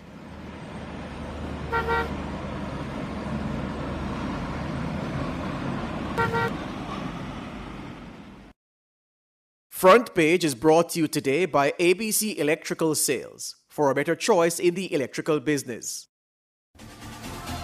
For all your electrical needs, visit ABC Electrical Sales. They stock a wide variety of electrical supplies, including plugs, switches, panel boards, and conduits, plus energy-saving fixtures. ABC Electrical Sales stocks brands like GE, Siemens, Philips, Cutler Hammer, and Allen Bradley. They also offer free island-wide delivery just to suit your needs. Visit them at Shop 8, Hagley Park Plaza, Kingston 10, or call 876-754-3714-5 or 876-754-3825-8. ABC Electrical Sales, for a better choice in the electrical business.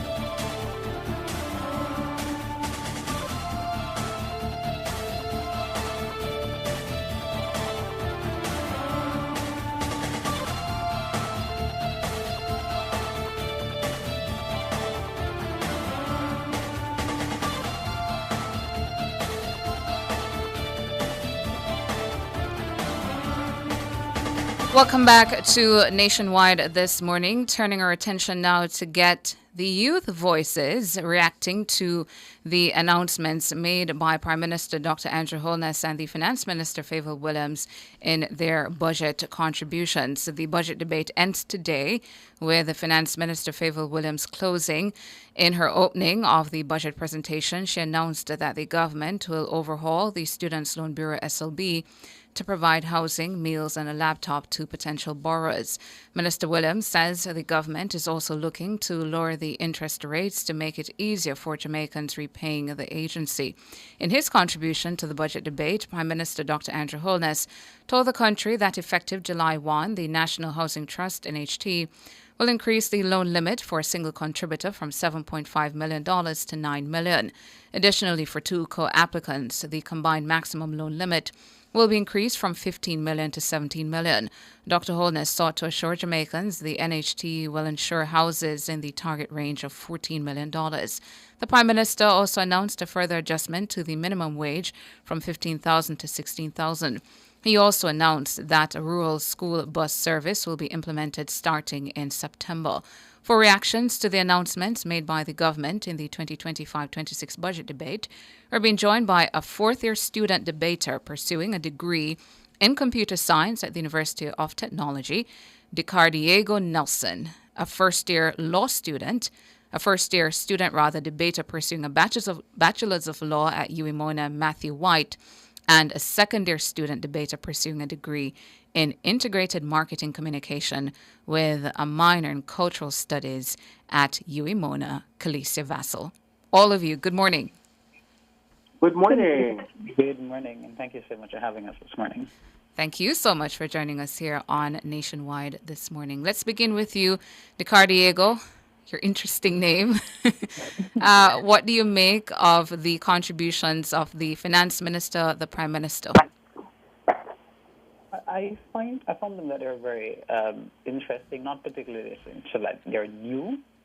in terms of what we got last year, and to some extent what we got the year before that. They were pretty much the same, but with some slight improvements in terms of things like minimum wage, the transportation system, and even the last matters raised regarding housing. I found they were good in some way. I can see that the government is making some steps. I mean, probably more could have been done, but you can't cry for too much at one time. But I was very appreciative of it. And to you as well, Matthew, some commentators have said that the Prime Minister's presentation addressed a lot of welfare issues in Jamaica. What did you make of the presentation? Did you identify with that the commentators are saying? Well, I certainly think that the overall message that the government is giving us is to stay the course with the JLP's existing sort of framework to get Jamaica fiscally responsible, and then after that point start to slowly develop the country.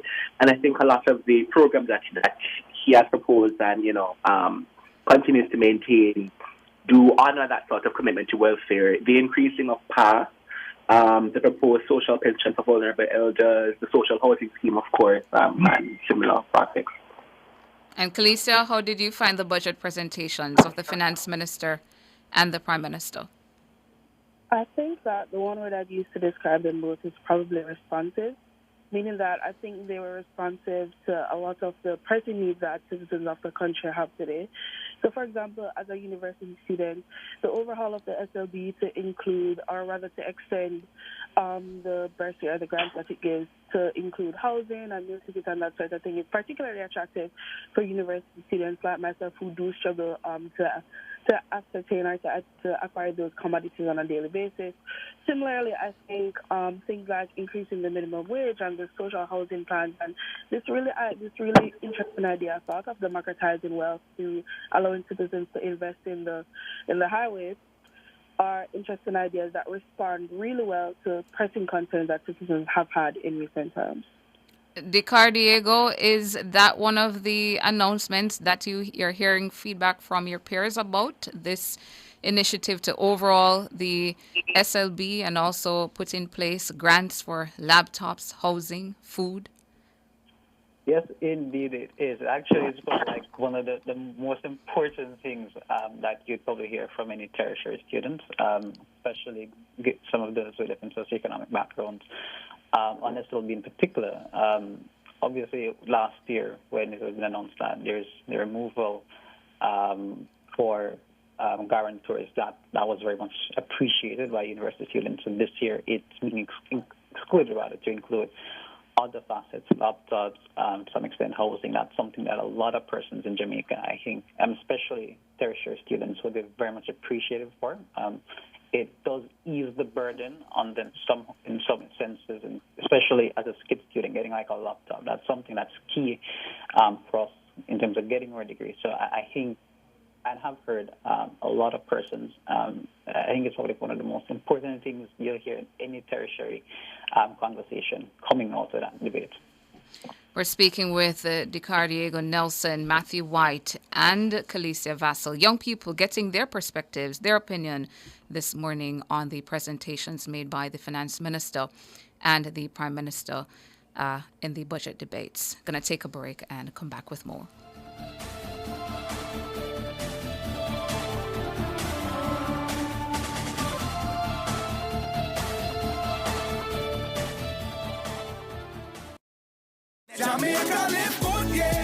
Give up every illegal gun. Call the police at 119 or Crime Stop at 311. The time by the Ministry of National Security is 7:30.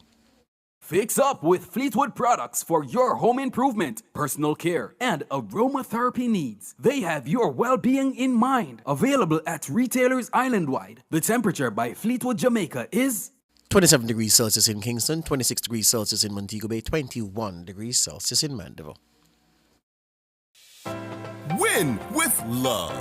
Use your JMMB Money Transfer Prepaid Visa Card from October 1, 2024 to June 30, 2025 for a chance to win your share of a $2.1 million grand prize. plus a $100,000 university cash grant and cash back from paying tolls and shopping with your card. Receive money 24/7 in minutes with Visa Direct via MoneyGram, Zoom, Remitly, or directly through RIA and Zoom. Visit jm.jmmb.com/money-transfer for full details on how to enter and win with love. Authorized under Section 58.3 of the Betting, Gaming, and Lotteries Act. Conditions apply.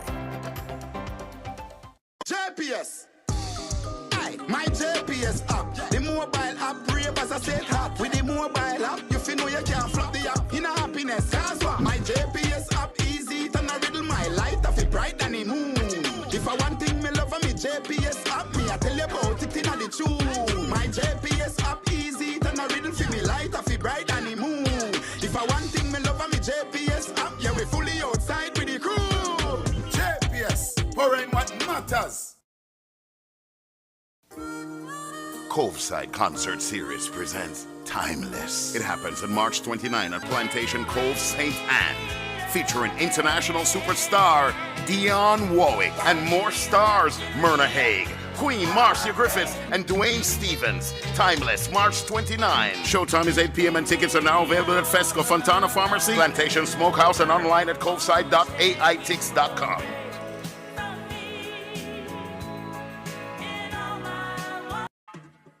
The sweetest deals are here in Active Home Center's Home Sweet Home Sale. From Monday, March 24th to Saturday, March 29, grab amazing savings on brand new arrivals and back in stock favorites. Plus, enjoy store-wide discounts on tiles, bathrooms, furniture, lighting, and so much more. Hurry in! These deals won't last. Visit our showrooms in Kingston and Montego Bay. Active Home Center. More savings, more choices.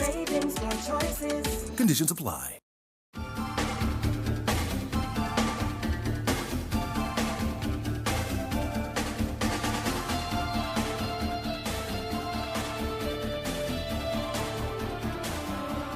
Welcome back to Nationwide this morning. We're canvassing the views of the youth reacting to the budget presentations. We ought properly to ask about the presentations of the opposition leader and finance minister, because these are three youngsters who would have informed themselves about what Mark Golding and Julian Robinson would have said.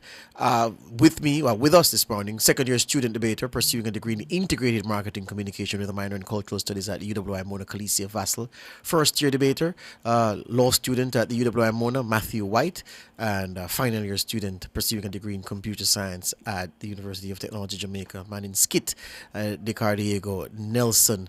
Calicia, you would have also looked at the opposition leader and opposition spokesman on finance and heard their substantive offerings. Your assessment of what you heard from Golding and Julian Robinson?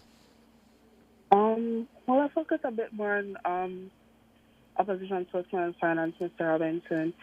So I think that the contributions that he made regarding essentially increasing the efficiency of micro, small, and medium-sized enterprises and just the economic realm that they exist in would be worthwhile. Yes. In as much as we see where just those sorts of businesses, those sorts of SMSEs rather, are important to our economy, because we do have a multiplicity of small businesses, micro, small, and medium-sized enterprises that is in Jamaica. So I think investing into economic systems such that they're at maximum efficiency so that they can stay afloat is particularly important.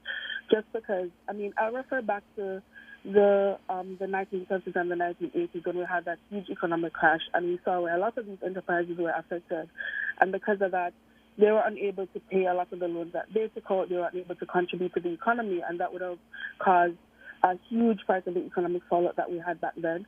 So I think that it's best for us to optimize systems in contemporary Jamaica such that we don't end up in a situation where they're being disadvantaged or economically affected, I'd say. Mm-hmm. Matthew, your perspective on the contributions from the opposition leader and the opposition spokesman on finance? I think the opposition's sort of substantive contribution to the budget debate, it was an interesting strategy to take. I think they say, first and foremost, that fiscal responsibility or fiscal prudence isn't wholly the achievement of the JLP government. And there was a large amount of contribution by the PNP for that. And that, moreover, the needs of people right now the need for social reform, the need for investment in people is so urgent that we need more than just that fiscal responsibility line that the GLP has been showing, and emergency investment in some sort of key areas that they think are important for development. And what was strikingly important to me was one university degree per household, which is something that I had heard them speak about much earlier, and I was deeply interested by. Very interested to hear how that funding will work. But to me, putting such an aspirational goal at the as one of their main priorities for the budget, no matter how they get the money, it's an interesting idea. They also sort of try to poke holes at the way the government has been able to get revenue for their projects. I think the government has been entirely responsive to those, though. But I'll let the Cardiego go. Yeah, the Cardiego, the opposition leader made housing and benefits through the NHT for several groups the centerpiece of his presentation. He has been criticized for not coming with the numbers, especially because it's a budget debate. You'd expect the costings to be shared with the Jamaican people. Your assessment of how he went about that, the presenting the centerpiece of his presentation? Yeah, my sentiments largely concur with Matthew because as you said, it's a budget debate. So when we say one would expect numbers and figures to kind of build that up, and if that ought to be like the centerpiece of what your proposed government ought to operate on, that I would expect some figures which kind of as a way of incentivizing the person. So okay, we're expecting this amount, so we can give like a comparative analysis to what the Prime Minister would have put forward and the ruling government would have put forward in their presentation, so we can get a bit of an understanding as to what to look forward and what we can expect as a people. But even as much as that wasn't there, I found largely what I found most interesting, what I actually listened to most was the Dr. Julian Robinson's presentation was his funding for the creative industry. So we're talking about our TikTokers, YouTubers, and persons within that sort of field. I mean, largely we're correct that these persons are often overlooked by government, especially the fact that you're bringing so much to Jamaica. You're putting Jamaica on the global landscape. A lot of persons are now finding out about Jamaica outside of sports and other things that we are known for, because we're a vibrant group of people. And so I think I found large that they're wanting to support these content creators. I found it was a very good approach. Probably not like to say the most impactful thing. Yes. But what largely I still found it was I found it was unique in terms of like a proposal in the debate. Yeah. Overall, I want to get your impression, lady and gentlemen, of the form and substance of the debate overall. Looking at the four speakers we've heard so far, the content of what they had to say, the way you are all three, you are debaters, so you put a premium on style and a premium on substance, and you have to marry the two to be most effective. Khalesia, form and substance assessment of the speakers so far. What do you leave this debate with? So I think of all the presentations we've heard so far, I think the Prime Ministers have been the most effective, just because he does a lot of explanatory legwork to really walk his audience through where Jamaica was in the past and where we are now, and what they've had to do, what financial policies they've had to enact to get us to where we are now. And even just to push back against what Matthew had said earlier regarding, the opposition leader's presentation regarding funding university education being more pressing than that which the Prime Minister spoke about. I think that we ultimately get to a lot of those social benefits in the end when it is that we prioritize fiscal prudence, as the Prime Minister would call it, simply because when we prioritize fiscal prudence, what we have is a decrease in the amount of our revenue that is going towards paying off debt. So the government now has a lot of economic room to allocate more of their budget towards these social programs and that sort of thing. However, when it is that we prioritize those social benefits from the get-go at the start without taking care of the problems that continue to plague Jamaica's economy, what we have is essentially are sort of putting the cart before the horse situation where these solutions may not be as sustainable simply because we don't see where there's a long-term allocation of funds for the government to use to continue funding these social benefits, as opposed to fixing the economic situation such that they can create sustainable policies to continue funding these after they've eradicated the problems that are plaguing the economy, like or debt and that sort of thing. But largely, I thought the Prime Minister's was the most effective because I think not a lot of people have an in-depth appreciation for the numbers and that sort of thing. And he explained it in a way that anybody could have an appreciation for Jamaica's economic status quo and really factor that into the way that they think about matters of governance. Yeah. And I appreciated it. Thank you for that. Diego, the form and substance that you use to judge how the debate has gone so far, the 4 speeches you've heard, your impression of the form and substance. Okay, right. And as a friend of said, none of them are Nigel Clark, so they can't be as, in certain aspects. But I do agree with Felicity. And as much as, I appreciate the simplicity of the Prime Minister's argument, me as a debater, I listened largely for the numbers. That is, in my own way, kind of says, how is this likely? What's the feasibility of this proposal? As Matthew said, where are you going to get the funding? I had to ask myself those questions. But putting it in a different scope as the whole a regular Jamaican, average Jamaican would assess this, yeah, I agree with Felicity, having to be simple to explain what this will look like. Because and that's one of the things I like largely about the Prime Minister's presentation is that he showed me, or I could appreciate what something will look like. Not just to say that, we will do this, but, what it'll look like, what will happen as results, what are the impacts or the implications even of the government taking a particular path, be it improving minimum wage or the expansion of SLB, grants and bursaries and that kind of stuff. But I appreciate that. From the opposition's vantage point, yes, very good policy proposals. They still have some groundwork to cover up for, obviously, in terms of getting dotting their I's and crossing their T's. And they have enough time, I would say, to kind of bring that to the public, to show the public through the different forums or mediums and communicate to the public, what their policy looks like, what will happen as well, what are the implications, the impacts, and that kind of stuff. So that's how I would judge it as a debater. The impacts, the not just the short term, but also the long term impacts and sustainability of their policy proposals. And Matthew, as the whip, you have the last word on the form and substance argument. Right. I think certainly on the matter of form and substance, the crux of the budget debate has been we have financial prudence and stability. Now, what do we do with it? I think what the opposition says, they sort of start off by saying, we are a responsible party and we are ready to leave now. Let's not go all the way back to before 2006. And as a person born in 2006, I really appreciate that. They say, I think both parties make a certain amount of concession that, there was a team effort in creating financial prudence. And I find it really hard to believe that with independent financial institutions like the BOJ, that making one change in government is going to reverse all those decisions that have been made past to get Jamaica financially prudent. So we have financial prudence. What do we do now?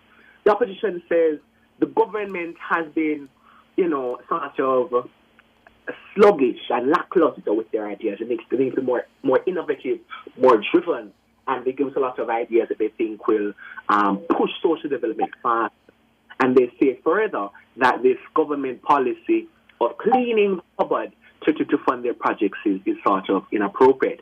And more than that there's sort of emergent need, like an urgency, to look at these social development issues as a priority. The government responds by saying, yes, we have financial prudence, but those emerging and urgent social development needs, the funding for that cannot come at the risk of our financial prudence. We can't tap into those net international reserves. We can't raise new taxes to fund these social development projects because that's immediately reversing the good work that we've done. And that sort of securitization process, I think the Prime Minister expertly defended it, saying it's a sort of investment in the now without sacrificing the future. And those sorts of developments, infrastructure developments that we're making, like our highway, are things that we can use as collateral for development later. So the government, I view them as a steady, sure bet. But I think the opposition raises interesting questions, and I'm really keen to listen out for them more to see what they're going to do to develop those ideas that they talk about. I think we found 3 gems this morning, Tona, so we need to keep these youngsters very, very close. Very impressive this morning. Khaleesi Vassler, Matthew White, Nicar Diego Nelson. They had to be debaters, Tona. It's just a thing about debaters, you know. It's in the blood. Thank you very much, youngsters. Young people, beg your pardon, not youngsters, young people. Thank you very much, and we'll talk again very soon. All the best. Thank you. Thank you very much. Thank you for having us this morning. Yeah, man. Very, very good. Boy, I feel nice. Yeah, the future bright. The future bright.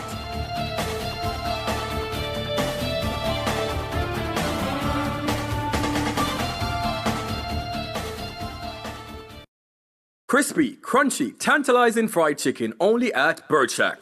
Satisfy your hunger today. The temperature brought to you by Bird Shack Fried Chicken in Kingston, Montego Bay, and Ochivios is 27 degrees Celsius in Kingston, 26 degrees Celsius in Montego Bay, 21 degrees Celsius in Mandeville.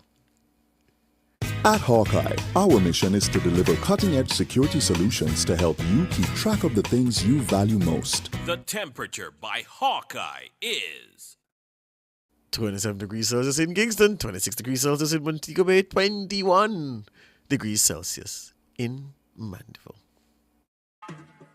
The sweetest deals are here in Active Home Center's Home Sweet Home Sale. From Monday, March 24th to Saturday, March 29th, grab amazing savings on brand new arrivals and back in stock favorites. Plus, enjoy store-wide discounts on tiles, bathrooms, furniture, lighting, and so much more. Hurry in! These deals won't last. Visit our showrooms in Kingston and Montego Bay. Active Home Center. More savings, more choices.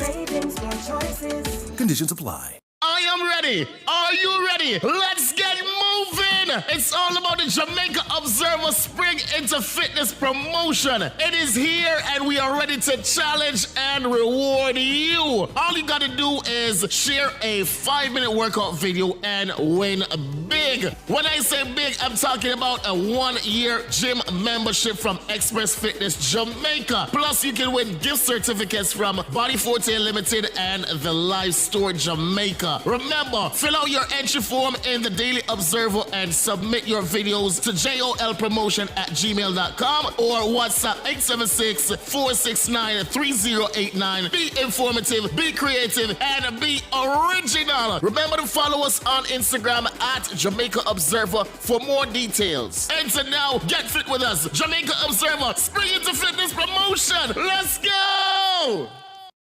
Share in the experience at Fontana Pharmacy. We have a wide variety of items in store just for you. Fill your prescriptions while you shop. And senior citizens enjoy 10% off. Shop household, cosmetics, toys, and many other departments. We also offer curbside pickup and delivery. Visit our website at fontanapharmacy.com. Fontana Pharmacy, where it's all good inside. Looking for a gym that's got it all? Welcome to Express Fitness, where fitness meets convenience. With 24/7 access, you can work out whenever it suits you. And with island-wide locations, we're always close by anywhere and anytime. Love classes? We've got them. From aerobics to dance to spin, you name it, we've got it. Our certified trainers are here to take you on a journey. Call us at 888-FITNESS or visit our website at expressfitnessja.com. Express Fitness, your goal or mission.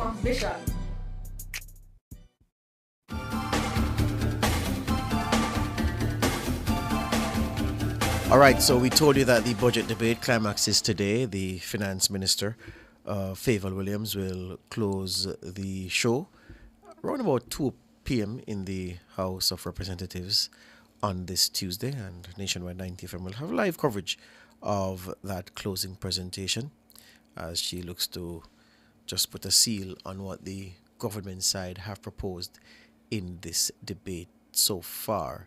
You know, that school bus thing is very, very important. Also important is what the opposition leader would have proposed. Well, both the finance spokesman and the opposition leader would have spoken about their ease initiative and the transportation component in it. And I think that that's very important as well. So in totality, what I'm saying is that transportation for students in rural Jamaica is of critical importance, and it breaks, well, I wouldn't even say it breaks my heart. It is very disappointing how successive governments over time have done nothing. So it's not as if it's been piecemeal. Yes, the Mobay Metro exists, but the Mobay Metro is not for school children. It's just for people in Montego Bay and its environs. So successive governments over time, decades, years upon years upon years, have done zilch where transporting children in rural Jamaica is concerned. This administration made a small step, which was a big step, with the introduction of the bus. Was it in St. Mary or St. Thomas? St. Mary. It's not St. Thomas? Is there one in St. Mary? No, it's St. Thomas, sorry. St. Thomas. My right. point north, St. Thomas, St. Thomas, right? And then the announcement, of course, well, Vaz had said it before the Prime Minister announced that, look, he'll be going bigger come September. And so those plans are very much needed, because you just went through in your What's on My Mind trying to put well, not trying, you put perspective in people's minds and helping them to connect how expensive it is and how time consuming. Because whereas the average child in the corporate area wakes up at a certain time to get to school, which is a certain distance away, we have to be on the road 2 hours before the first bell rings at school every day. Yes. So you can imagine the toll that takes, although it builds in a kind of discipline which serves you well later in life. And none of us are worse for it. But I'm just saying that the costs involved and the time, and of course time is money, it is hugely significant that both our major political parties are now seeing the wisdom in accommodating for the travel of students in rural Jamaica. This administration is doing something and plans to do something even more significant. And the PNP, of course, wise to the need to put something like that in place. It can only benefit the country. And it's long overdue, because I don't understand how we could have operated for so long with believing that Kingston is Jamaica alone. But again, I know the answer to my own question. The reason we couldn't do it before was because we never had the fiscal space. Yeah, absolutely. Yeah. I'm just thinking back, George, to being in high school. And you have people in some parts of country where they have to, as you said, wake up and walk quite a distance first. That's the first step, And then they get to a particular, bus stop or a little area where a 1 or 2 taxi might pass. And here's the thing. The taxi might come and it's either full, or you have some taxi man that said, I'm not carrying a school picnic because your fare is less. Yes. So they prefer to go down the road and pick up an adult where they know they're going to make more. So you're standing there for quite a while and you just cannot get a taxi, that first taxi to get to school. Yeah. And you take that one and you get to somewhere else. I was mentioning it to you, was it yesterday? That for a student that goes to, for example, Black River High, and they're not on a school bus right now or anything like that, and say they have to take taxis. You have to take a taxi, for example, from my community to go to the first town, which is Junction. And you take one from Junction. If you can't get one from Junction to go to Santa Cruz, for example, you have to take one from Junction to go to Gutters. And then you have to take one from Gutters to go to Santa Cruz, for example. And then you have to take one from Santa Cruz to Black River. That's what? 4 taxis. Yeah, and then if it's the same thing in the afternoon, you have to do all that over. And a parent has to do this 5 days. So finding that money. And then, as I was saying in my What's on My Mind, you put on the taxi money, the transportation money, and you say, oh, you have to eat. Yeah, so you have to put down that money stationery as well. and all that. Yeah, and in supplies. some cases where, try with Path and get Palm Path yet. So all of that money is coming out of your pocket. You have to find it somewhere. It's expensive. Yeah. It's a lot. Very difficult. You speak about no school children. Listen, I'm just thinking of the army of high schoolers in my time who pack up in a Spanish town, try get taxis to go to our communities or home communities, or you're coming to town to school, and some of the vehicles used to have no schoolers written on the side. The buses had no schoolers. Yeah. Yeah. It was an aggressive policy. Government at the time did nothing to help us. The JUTC, the first articulated buses that came to Jamaica, they're hardly on the road these days. You know, remember the long I white know one them, with the, yes. the The little thing in the middle. Right. Uh-huh. Those were first used as school buses when they came. So you'd have to get, by the time I started coming to school now in halfway tree, after 5 years of high school. So what would happen is that that would leave the Spanish Town terminus at about, say, 5:40 thereabouts, and it would be filled with Holy Childhood, Woolmers, Andrews, Immaculate Girls, just pack up, just pure school children alone. There weren't many of them, so that's how it started. And it was such a relief for us because at least we had a captive bus.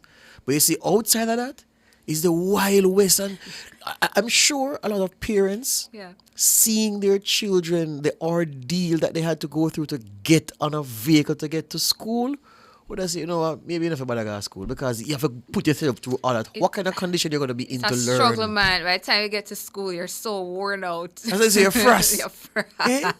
Teacher can't tell you nothing. Your peers say something to you, just fly off the handle. Yeah, you're because tired. you know what I mean?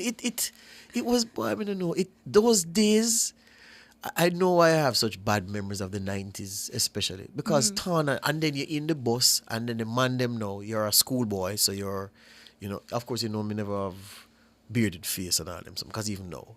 But you some man that say, "School you out, where I lean up on me for?" And I said, "But brethren, the bus pack. Where's my food? Nobody brush on me and man I cuss you in a bus, threaten to shoot you, all kind of things, because you're in a space where it's just not conducive to your settled transportation." And I'm not saying it happened to school children alone because I know that was the public transport system. But you can imagine you fight to go up on a bus for go to school, and then you watch Cosby Show. Yeah, and it's a Rudy school bus come here. A Rudy school bus have every child is seated, and the bus stops and then let them off and pick them up, and you say, then there's no shutter driving. no, I want to be in Jamaica, so we live back of God. You understand? No lewd music. Yeah.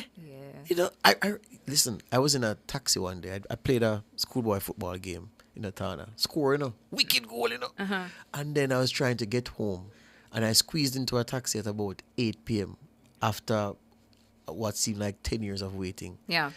And there were like 6 of us in the back of the taxi. And them squeezed me because the driver know my brother. So him say, "Boy, I can't leave me." So him squeezed me in.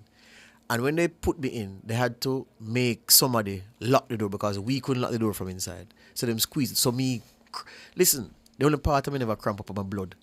See, so when they open the door, they had to come and open the door. So when they open the door, me just tumble out of the car, bloop, bloop for a grog. I don't feel nothing because my whole body numb. A lot of students can identify with your experience, George. And somebody just WhatsApped me to tell me that you have to take one from Black River Town to the school, or it's a 15-minute walk. Oh, yes, all that too. I forgot about that part.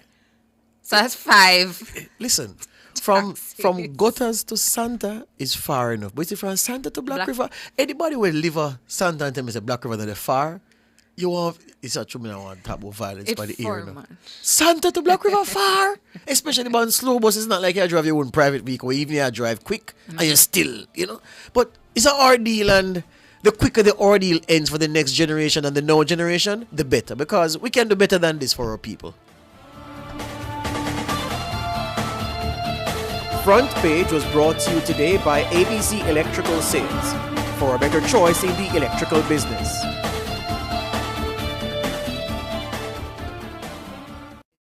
You're listening to Nationwide 90 FM. The time is 8 o'clock. Success, powered by learning. The Temperature, brought to you by Sandals Corporate University. Come grow with us, is 27 degrees Celsius in Kingston, 26 degrees Celsius in Montego Bay, 21 degrees Celsius in Mandeville. From the mountainside to seaside, countryside to townside, inside and outside, it's across Jamaica this morning.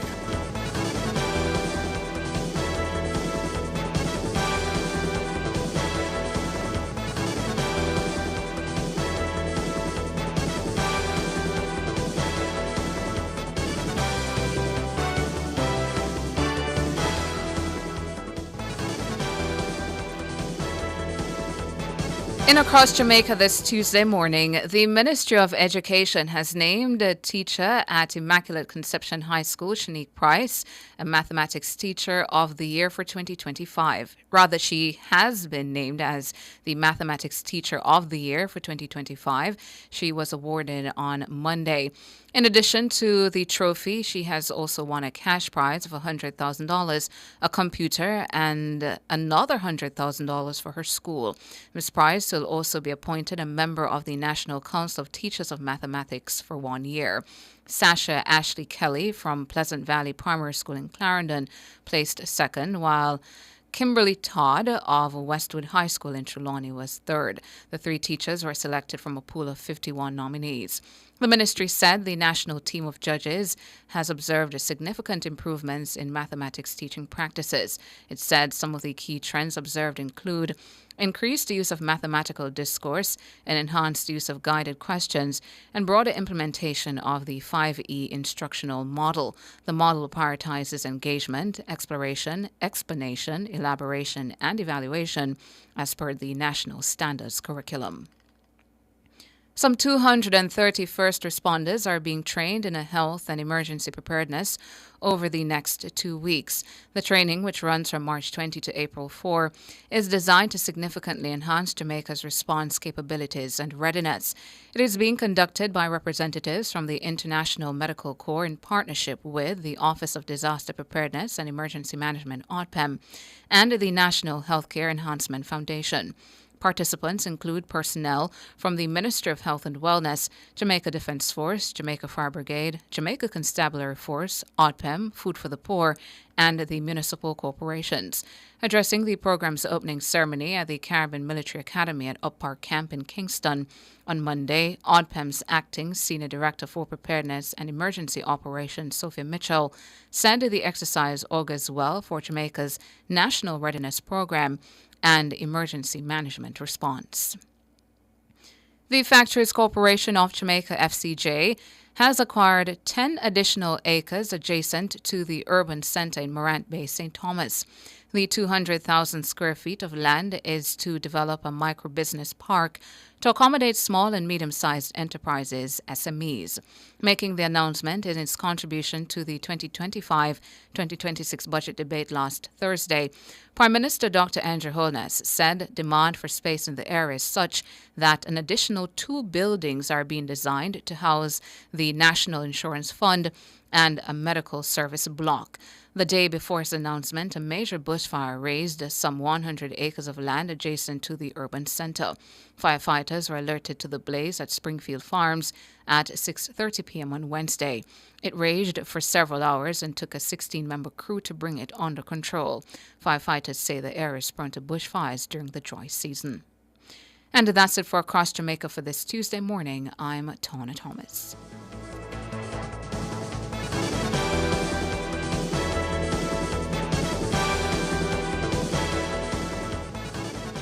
Digicel, live life your way, no free what? Digicel postpaid. With Digicel postpaid, it's all about you. Sign up or pay your bills to stay active for a chance to win a luxurious all-expense paid trip for 2 to Royalton, Antigua. With round-trip flights on us, every week you could win exciting prizes. Event tickets, gym memberships, spa packages, excursion adventures, restaurant vouchers, and more. When you opt in on the My Digicel app, life your way starts now. With Digicel, better connected. Promotion ends March 31. Authorized under Section 58.3 of the Betting, Gaming and Lotteries Act.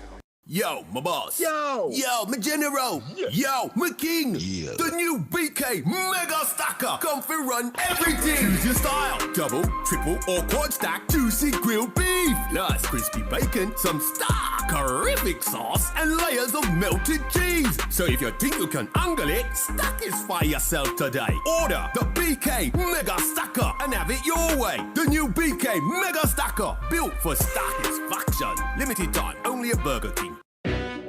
Calling all tradesmen, small contractors, skilled workmen, and small entrepreneurs. Whether you want to start or expand your business or get equipment for your projects, Total Tools will help you tool up and expand your business. Get up to $500,000 to borrow, up to 2 years to repay, and interest rates as low as 3.99%. Come for your loan to get your tools. Offer ends June 2025. Visit Total Tools in Kingston, Ocho Rios, and Drex Hall to get a loan for every tool and every trade. the University of the Commonwealth Caribbean Roadshow, the roadmap to your future. Join us for fast and easy registration, informative sessions, one-on-one guidance, and more. Look out for us on March 11, Port Antonio, March 13, May Pen, March 14, Morant Bay, March 18, Mandeville, March 21, Ocho Rios, March 25, Montego Bay, and our last stop, March 28, Halfway Tree. UCC Roadshow, the roadmap to your future. You don't want to miss it. Visit www.ucc.edu.jm for more details.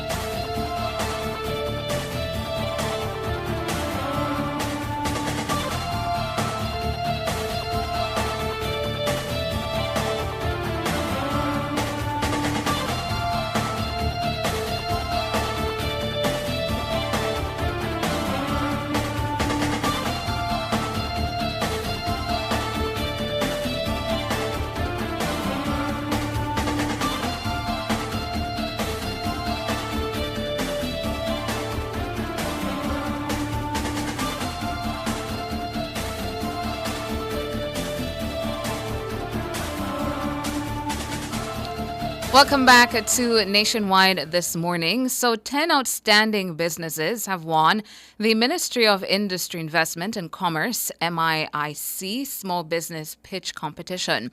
Out of the 20 businesses that participated in the competition, 10 were selected as winners, with the top 5 receiving a $400,000 cash grant each to support their ventures.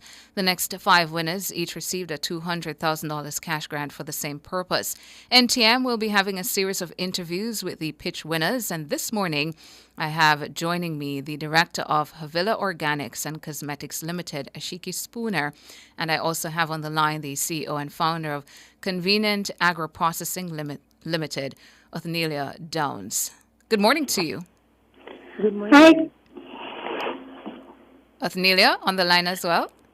Yes, I'm here. Good morning, everyone. Happy to be here. Okay, wonderful. And Ashiki is for the small business pitch. She is a small business pitch winner, and Othnilia is a micro business pitch winner. Congratulations to both of you, by the way.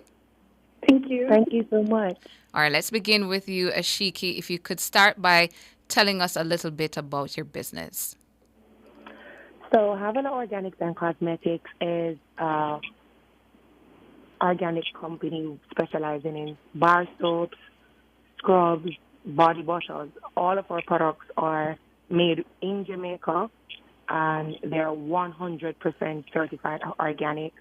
Our company started a few years ago when my sister became paralyzed after an accident and decided that she needed an outlet. She needed something to do, but most of all, she needed to solve an issue that is currently existing locally. We have a lot of body products locally. What we lack, though, is body products made or cosmetics made for persons with sensitive skin, made for persons with different skin conditions that you could tailor to your needs. And that's what we want. That's the gap we wanted to fill. We wanted to ensure that we could provide products that not just solve a new thing or is not a new fad. We wanted to solve real skin conditions, real issues that we currently face. And I'm not sure if you said, Ashiki, how long your business has been about? So our business came about in 2020. We were officially registered in 2022. So it came about in 2020, officially registered in 2022. That's correct. Okay. Yes. And for you, Othnilia, tell us a little bit about your business, Convenient Agro Processing Limited. Well, we're an agro-processing company that specializes in time-saving nutritious products made from Jamaican produce. Well, our first product at the moment is our frozen pumpkin puree. Basically, what happened is that I realized that growing up, I had a better diet since I grew up in St. Elizabeth and we had access to fresh produce. As I became busy, I realized I didn't have the time to go to the market, and even if I went to the market, the produce might spoil before I even use it. So I realized that there's a market there for Jamaican produce that is made in a way that is easy for you to just take off the shelf or from your freezer, and you can just use it without worrying about all the preservatives. I realize that a lot of the times we see these health foods, they're made from international products, and while our Jamaican produce just rots away in the market, and that's something I want to help with as well. Mm-hmm. And for you, Othniel, where can persons find your products? Well, at the moment, our product is still working with bigger standards to get the go-ahead to go into shelves, going to supermarkets and various restaurants and hotels. So we're not out as yet, but we're aiming to be out by May 2025. And for you, Ashiki, your products are on the shelves? Products are currently being assessed to go on shelves. However, you can purchase our product. When I say assess, I mean going through the different distribution channels. Mm-hmm. So our products can be found online at havelaja.com. You can also order via our Instagram page, and we send you a payment link, completely digital, and we send your packages off to you. Mm-hmm. To the pitch now. So you guys are part of 10 outstanding businesses that have won the Ministry of Industry, Investment and Commerce Small Business Pitch Competition. Ashiki, first you talk to us about your pitch, the experience there. So to be fair, and as was going before any panel, it was a bit nerve-wracking. Mm-hmm. Nerve-wracking because these are persons who probably have never heard about our products, and we now have to present it to them as if it's how we visualize our product, which is the best organic product you can find out there. So the pitch, just first of all, when I went into that pitch, the PowerPoint stopped working. And it's good that we knew our product. Mm-hmm. And so I could speak about our product, especially our niche product, which is the use of mother's breast milk to make the soaps for newborns. And so we were able to pitch our product to them. You know, that is something that's unique. It's new. It's different. We replace ingredients such as goat milk in our soap with the mother's breast milk for something special for their newborn, and it's also completely safe for their skin. We pride ourselves on using ingredients that you can actually consume internally in making our soaps. And so that's what we sold. And what was the feedback that you got at the time in the room? It was a bit surprising for the guests to know that, one, you can use breast milk to make soap. Yes. So we got a lot of questions about that. They were pretty intrigued by it, but they were also very happy that we could continue the presentation even without the PowerPoint. Because one of the things that I'd encourage persons doing something like this is to know your product, know your brand, know what you're about, because it makes it easier to tell someone else about it. And so that's what we did. Havela Organics is a 100% vegan, cruelty-free product. And so knowing all of that, knowing what is included, that helped a lot. And for you, Othniel, on the day, the pitch, and how did you prepare for it? Well, I prepared by PowerPoint. As usual, any your PowerPoint stopped working as well? Oh, yeah, it worked, but here's the thing. I'm the one that did the PowerPoint, and I'm the one that's leading this business. So I know this business back and front, and I can talk for how long. I think I was one of the longest persons in there with them. But one of the things I did was, since our product is frozen, I don't like taking it out and just having it just on the table with the judges. So one of the things I did, I brought products made from the pumpkin puree, because one of the things I'm doing along with our product is to show persons that, yes, you want to eat healthy, but you don't need to eat the same thing every single day. You can take our product and do more than just soup. I brought pumpkin bread, which is basically not bread, but like banana bread made from pumpkin. I brought shakes, I brought muffins, and because the pumpkin is already sweet, the judges realized that you didn't really have to add a lot of sugar. And this is what happens a lot of the time I do this pitch, where a person's taste is like, are you selling this food? I'm like, no, we're selling the puree you can use to make it. So we're holding person's hands and guiding them into a healthier lifestyle as well, along with our product. Okay. So to the winnings now, both of you won $400,000. That's a cash grant that you got? No, micro business owners got $200,000. Okay, so micro 200,000, and then for you, Ashiki, you got 400,000. That's correct. So for your cash grant now, to you first, Ashiki, what are your plans? What do you plan to do with the money to advance your business? So we were already in the process of retrofitting a factory, a home-based factory for our products to expand what we currently have. So we have better storage facilities for our products to streamline our products. So a part of, and not just storage, more space to expand our output. Mm-hmm. We do have the demand for our products. One of the things that we lack is the raw materials to expand our output and also the location. So a bulk of our funding is going into streamlining our operations for export, because we do currently export our products, and we're also using that to retrofit the factory and a part of it into raw materials. So it's actually an awesome input into our business. And for you, Othniel? Well, the same for me, where we're actually taking the money to actually have our own agro-processing facility. At the moment, I have a deal with RADA, the RADA office at Santa Cruz. They have their agro-processing facility that we're free to use, and we use that for whenever we need to make our products. But I also want our very own agro-processing facility, so I am modifying and building very close to where I am so that we can make our products here and we can cut down the transportation costs. Mm-hmm. And both of you, before we let you go, 2 final questions. First one is to give out your contacts, your socials again, where persons can find you, interact with your content, look at your products. Ashiki, to you first, then Othniel. So you can find us on social media, on Instagram, TikTok, and Facebook at Havila Organics. Hold on, could you repeat? So it's Havila Organics. Havila Organics.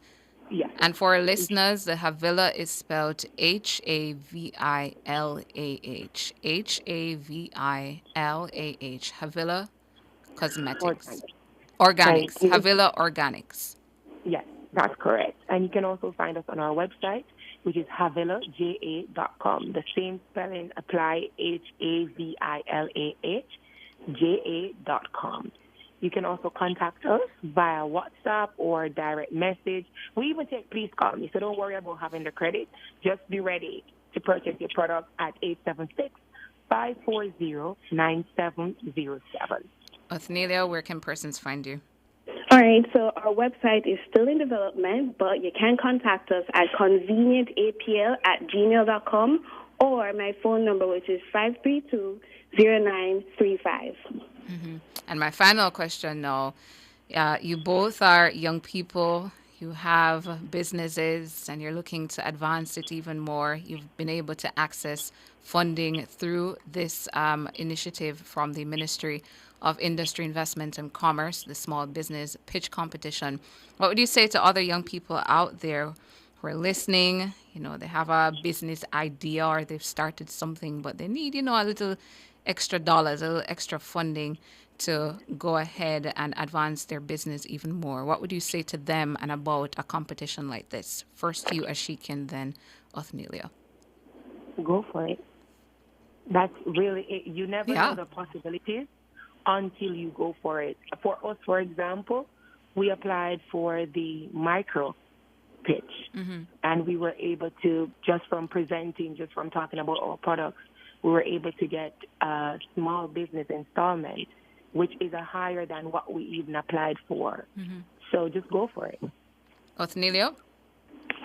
I would say take the leap, and I wouldn't say just go for funding. I would say go for the education as well, because there are programs that I joined, and they're the reason I was able to do the pitch so well. Like, for example, I'm part of JBDC, and I am a part of the REAP program, which is a program that specializes in training agriculture-based businesses. And through those education, I was able to talk better about my business, better understand where I'm supposed to go, and it's made me better able to pitch for funding going forward.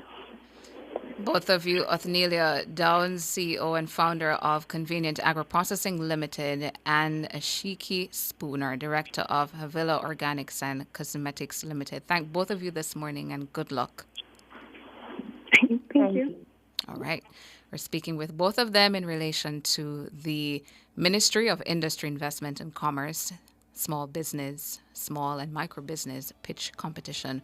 Both of them are winners. They pitched and they were able to get grant funding to go on now and advance their business a little bit more. Going to take a break and come back with more.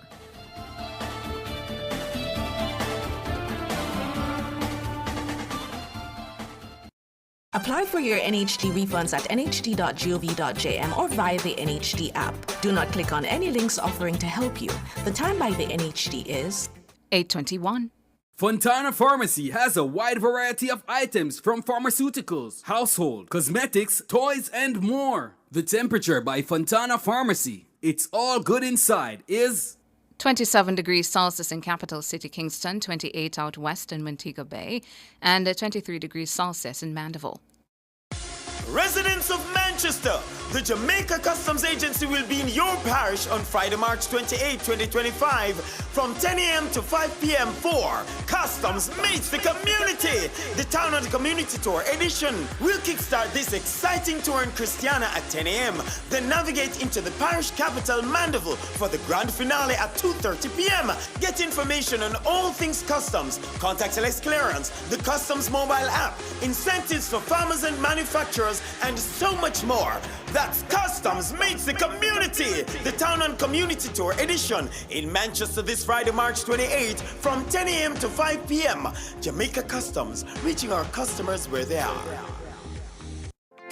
Are you ready to debate, dominate, and drive change? The public sector debate competition is back, bigger, bolder, and better than ever. Public sector employees, this is your chance to showcase your skills, sharpen your arguments, and tackle the nation's biggest issues head on. Don't wait. Registration closes March 28, 2025. Sign up now at publicsectortransformation.gov.jm. Brought to you by the Transformation Implementation Unit, building a better public sector for all. The University of the Commonwealth Caribbean Roadshow, the roadmap to your future. Join us for fast and easy registration, informative sessions, one-on-one guidance, and more. Look out for us on March 11, Port Antonio, March 13, May Pen, March 14, Morant Bay, March 18, Mandeville, March 21, Ocho Rios, March 25, Montego Bay, and our last stop, March 28, Halfway Tree. UCC Roadshow, the roadmap to your future. You don't want to miss it. Visit www.ucc.edu.jm for more details. Data Protection Matters is brought to you by Design Privacy. We help you comply and build trust.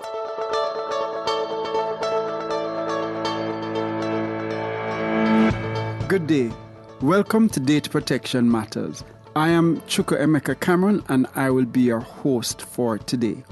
Over the past week, 2 weeks, I've been exploring the whole question of disaster preparedness in the digital age, in that whereas we are used and have started to get comfortable with the idea of protecting ourselves against natural disasters and putting ourselves in a position to recover from a government perspective, the question we must now ask ourselves is, as private sector leaders, are we putting our organizations in a position to recover in this new information age?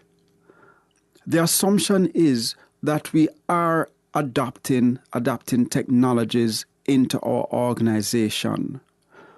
If that is true, what steps are we putting in place to mitigate the risk or prepare for disasters that we know will affect us in no uncertain term?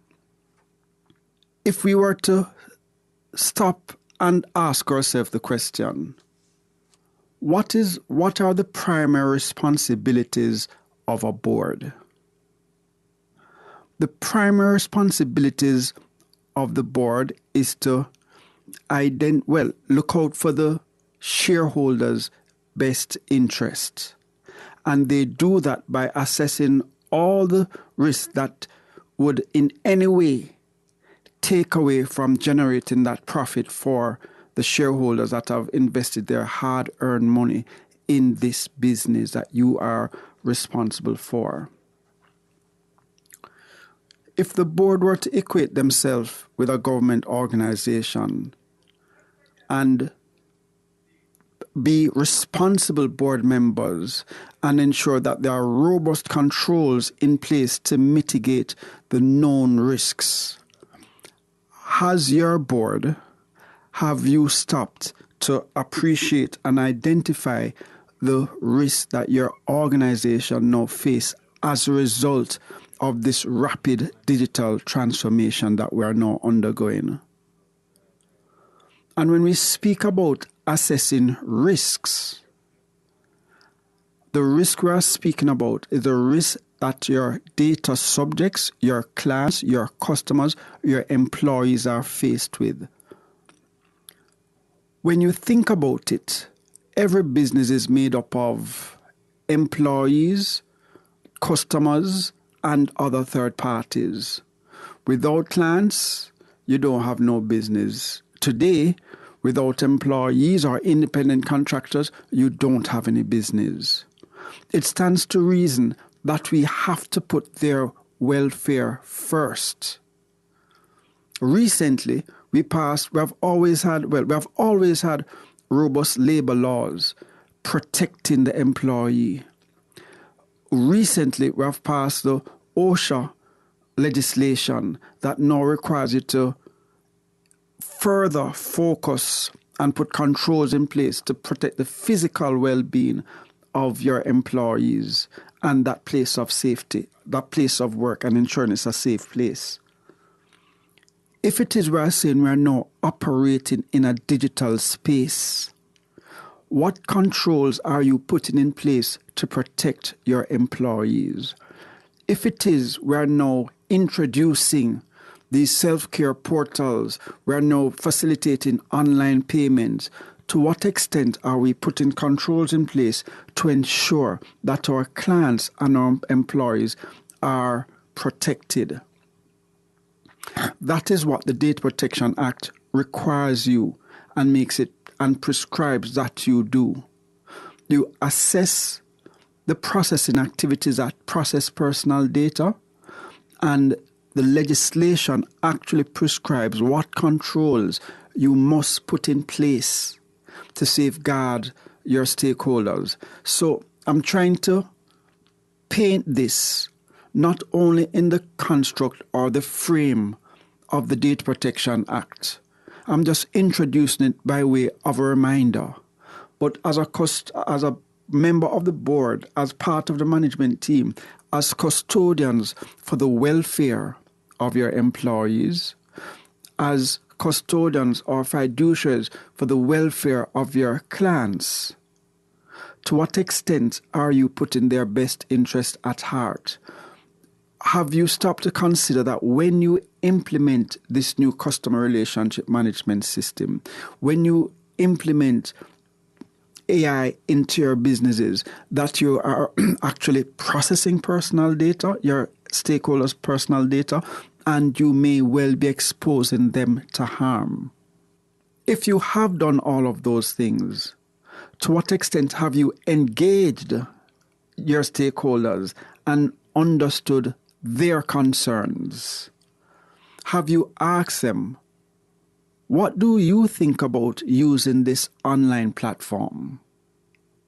What do you think about using digital payments? What are your concerns? What are your fears? While these sound like questions that I'm pulling out of the air, the Data Protection Act actually mandates that where necessary, you have consultation, because if it is you are putting their best interests at the forefront, and if it is you are being asked to put controls in place to minimize harm or risk that you're exposing the data subjects to, it follows naturally that you want to understand from their perspective what are their concerns, what are their fears. That actually serves as a mitigation factor if in the circumstances there is a breach. Let me expand on that a little. If a client says, I accept the dangers that I'm exposed to, as a result of using this new online payment mechanism. I would much prefer to pay online as opposed to join a long line any day. Yes, I understand the risk, but give me that convenience and I will accept the risk. If it is, well, when there is a breach, you take out your data protection impact assessment and show the Office of the Information Commissioner that there was consultation and these were the views espoused by your stakeholders. It puts you in a good position. If you were to stop and think about it, what we're actually speaking about is consent. You made your stakeholders aware of how you are processing their personal data, the risks associated with it, and you obtained their consent in that they understood what they were consenting to and they voluntarily contributed to it. So let us not see data protection as the strict compliance activity. If it is we're truly embracing this digital future, if it is we're truly embracing digital transformation, what does it mean? What are the downsides that we must plan for? What does it mean to be resilient in this space? Do you have someone responsible for that? Do you see it as a tick box exercise, or do you see it as a strategic opportunity to distinguish yourself from your competitor? Do you see it as an opportunity to instill trust in your stakeholders?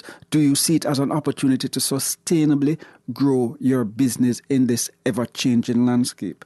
These are but some of the questions responsible board members should ask themselves if it is their organization is embracing change, if it is they're embracing digital transformation and they're placing their bets on becoming a more efficient organization by embracing technologies. To become more efficient, you must think about the downside, think about the harm you're exposing data subjects to, and take the requisite steps to protect your stakeholders. Until we meet next time, walk good.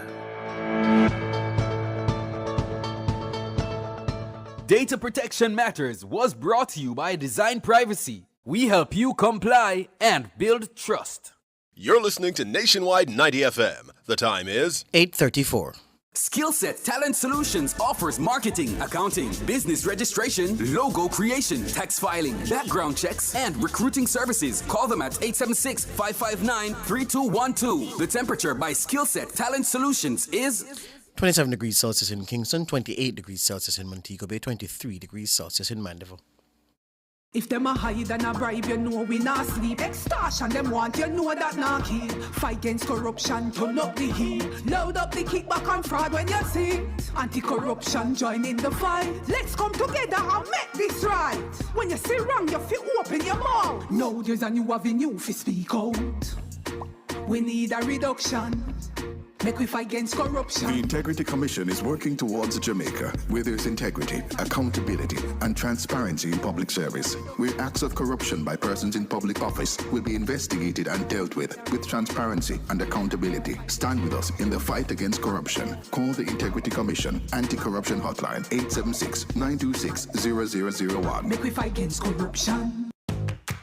The general rate of price increases in Jamaica has slowed significantly, barring any new economic shocks such as large global price increases or bad weather. Inflation is expected to generally remain within Bank of Jamaica's target range of 4 to 6% for the next 2 years. Low, stable price movement is good for all Jamaicans. A message from Bank of Jamaica. Looking for a gym that's got it all? Welcome to Express Fitness, where fitness meets convenience. With 24/7 access, you can work out whenever it suits you. And with island-wide locations, we're always close by anywhere and anytime. Love classes? We've got them. From aerobics to dance to spin, you name it, we've got it. Our certified trainers are here to take you on a journey. Call us at 888-FITNESS or visit our website at expressfitnessja.com. Express Fitness, your goal or mission. A Healthier You is brought to you by Express Fitness. your goal or mission. Horton's Pharmacy, a family tradition of dispensing and caring for 100 years. And Pharma Cold and Flu, distributed by Massey Distribution. Horton's RX, the caring pharmacy, the Yes We Can pharmacy, the Yes It's in Stock pharmacy, the House Call Delivery pharmacy, the RX Pack mobile app pharmacy, the RX Plus digital wallet pharmacy, the 20% reward pharmacy, the easy to remember number pharmacy, 876 RX0 RX, the easy access 24/7 pharmacy, Horton's RX, the convenient pharmacy, #wellness, #simply delivered.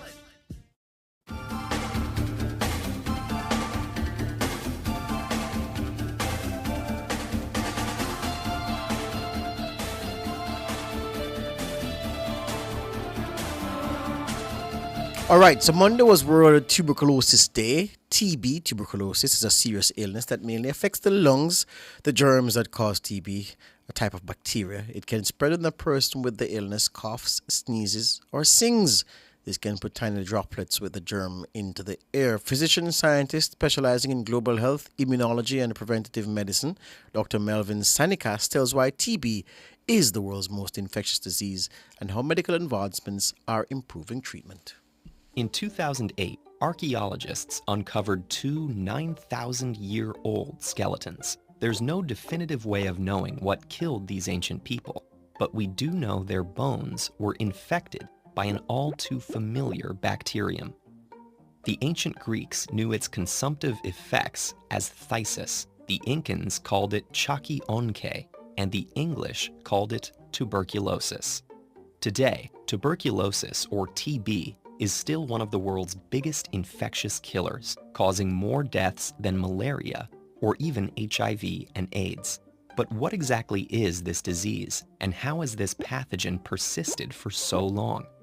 Typically, TB bacteria, called Mycobacterium tuberculosis, are airborne. They travel into our airways and infect our lungs. Here, immune cells called macrophages rush to the infection site, attempting to absorb and break down the bacterial invaders. In many cases, this response is enough to remove the bacteria, but in individuals with other medical conditions, ranging from malnutrition and HIV to diabetes and pregnancy, the immune response may not be strong enough to destroy the intruder. If so, Mycobacterium tuberculosis will reproduce inside those macrophages and form colonies in the surrounding lung tissue. As they infect more cells, the bacteria employs cell-degrading enzymes that destroy the infected tissue, triggering chest pain and causing patients to cough up blood. The damage to the lungs leads to oxygen deprivation. This begins a flood of hormonal changes, including a decrease in appetite and iron production. From here, microbes can spread to the skeletal system, causing back pain and difficulty moving, to the kidneys and intestines causing abdominal pain, and to the brain, causing headaches and even impaired consciousness. These symptoms produce the classic image of TB: weight loss, a hacking bloody cough, and ashen skin. This ghostly appearance earned TB the title of the White Plague in Victorian-era England. During this period, tuberculosis was considered a romantic disease, because it tended to affect poverty-stricken artists and poets, those with weaker immune systems. TB's outward symptoms even helped fuel the popular myth of vampirism. In spite of, or perhaps because of, these less-than-scientific concerns, this period also marked the first strides toward curing TB. In 1882, the German physician Robert Koch identified the disease's bacterial origins. 13 years later, physicist Wilhelm Röntgen discovered the X-ray, enabling physicians to diagnose and track its progression through the body. These techniques allowed researchers to develop reliable and effective vaccines, first for smallpox and again in 1921, when scientists developed the BCG vaccine to battle TB. These developments laid the groundwork for the modern field of antibiotics, currently home to our most effective TB treatments. But antibiotics fail to address a major diagnostic complication. About 90% of people infected with TB don't show any symptoms. In these latent infections, the TB bacterium may be dormant, only activating when someone's immune system is too weak to mount a defense. This makes TB much harder to diagnose, and even when properly identified, traditional treatments can take up to 9 months, requiring multiple drugs and a high potential for side effects. This discourages people from finishing the full course, and partial treatment enables bacteria to develop resistance to these drugs. Today, the disease is still prevalent in 30 countries, most of which face other health crises that exacerbate TB and trigger latent cases. Worse still, accessing treatment can be difficult in many of these countries, and the stigma towards TB can discourage people from getting the help they need. Health experts agree we need to develop better diagnostics, faster-acting antibiotics, and more effective vaccines. Researchers have already developed a urine test that yields results in 12 hours, as well as a new oral treatment that could cut treatment time by 75%. Hopefully, with advancements like these, we'll finally be able to make TB exclusively a thing of the past. Well, that was A Healthier You this week.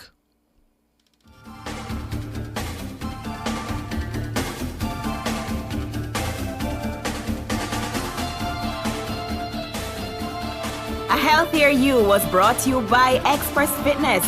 Your goal or mission, Horton's Pharmacy, a family tradition of dispensing and caring for 100 years. And Pharma Cold and Flu, distributed by Massey Distribution.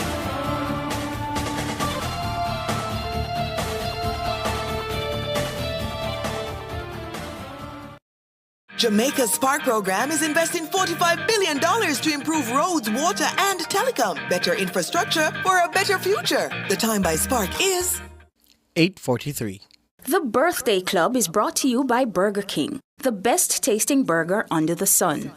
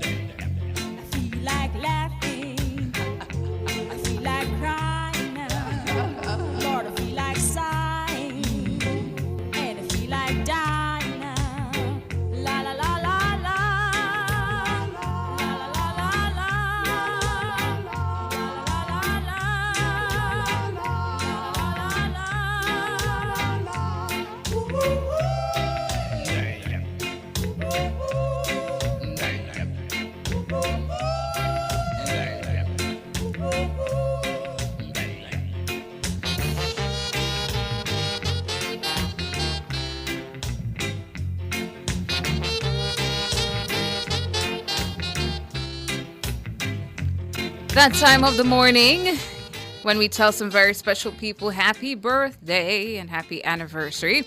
Happy 18th birthday greetings going out to a VIB. A very important birthday here. Kalia Henry, it's your birthday. Happy birthday to you. Greetings are coming from your mom, your dad, your brother, your sister, your aunts, and your uncles. Wishing for you a wonderful day, Kalia. Happy birthday. Happy birthday greetings also going out to Dwight Taylor. Hey to you, Dwight. Happy birthday to you. And greetings are coming from your goddaughter, Kalia. So Kalia is celebrating her birthday. And it's also the birthday of her goddad, Dwight Taylor. So happy birthday to you, Dwight. And happy birthday shout out to Pamela Monroe Ellis. Celebrating her birthday today. Yeah, happy birthday to you. Happy birthday. And the greetings are coming from the Liming Peeps. And the Liming Peeps say, we need to plan the next lime. Yes, Auditor General, you need to lime, man. Lime. So happy birthday to you. Happy birthday greetings also going out to our friends on Facebook. Marie Wilson, Darrell Wiley, Andrea AC, happy birthday. Happy birthday as well to Tachika, Kadisha Walker, CC Collins, Shakira Tate. It's your birthday. Happy birthday to you as well. Wishing for you a wonderful day.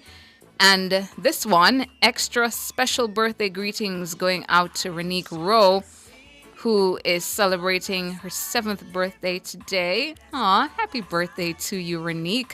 Greetings coming from your dad, Ricardo, your mom, Denisha, your brother, Ricardo Jr., your sister, Tatiana, and other family members and friends.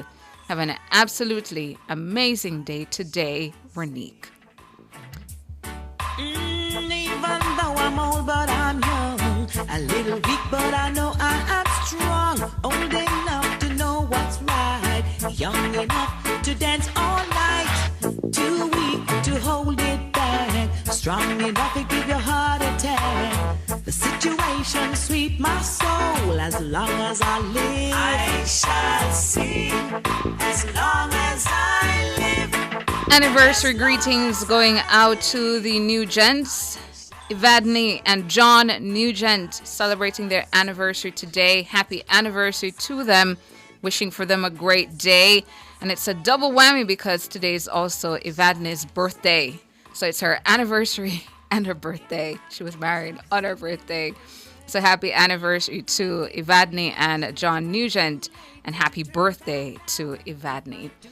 Seeing over on the YouTube chat, Ice Prince is saying happy birthday to me, watching from Dubai today. And it's a great day to be alive. So Ice Prince listening in from Dubai, celebrating your birthday today. Happy birthday to you. Big up in the Emirati. Wishing for you a great one. Scrolling on down. Not seeing any other When you finish, I'm going to ask you a question. Let me ask you a question now. So King, we're going to put Tawna's ruralness to the test. So, Tawna, simple question. Not a hard question. Simple question. Easy question, man. Struggle. No, man. It's not like where Brooks used to do. Come on, Ricardo.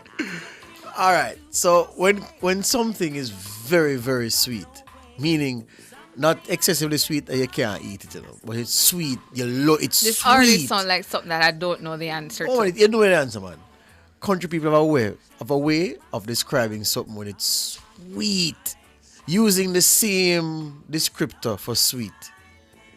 And them say, no man, this sweet like a sugar? No man, not sugar. What's that S word? Come on, man. Come on, man. Sweet like what? What are the things that are sweet? Sweet like sugar, sweet like what? I don't know. It's not a trick question. Come on, man. Sweet like sugar, sweet like what else? Sweet like condensed milk, sweet like what else? What else was sweet? Syrup, right? But all country people say it. When a countryman tells you something sweet like syrup, him do it in a kind of way make you know say, right, it excessively sweet, Yeah. But it's syrup. What them say? Syrup? Syrup? No, man. King almost get it in and King of town, man, Them say, when it's sweet, when you hear a countryman say, no, sir, I'm going to sweet like a syrup. When them say syrup, you know, say, it connect the sweetness, turn right up. Ask Kimali if you think alike. Kimali's from... He wouldn't be able to help me. Kimali would never? Worse than me. But the YouTubers got it right. Yeah, man, syrup, man. When a man says sweet like a syrup. Every time you hear that word, I laugh. Yeah. Country people, just like far. Far? Well, that one I know. What we say, far, it very, very, very, very far. Yeah. All right. That one I know. Run it. You have more? No, I think that's the extent sweet of the like list. A syrup. Oh, no. There is another. I believe I took a picture of it yesterday. Yes, you did. Right. Yes, you did. Yes, you did. Just scrolling back for it. Is there ever a moment, was there ever a day, George, on a weekend that you got up and started getting ready for work? No. And then you realized it's a Saturday or a Sunday? Oh, it happened to me. Saturday gone? No. It happened Long already? time ago. You serious? Yeah. Oh, God. Your life Saturday. Well, in that moment, that's what I thought. Like, look at me here. No, sir. Yeah. Never. I got to the point of about to take a shower. Seriously? No. Never happened to you, Jermaine?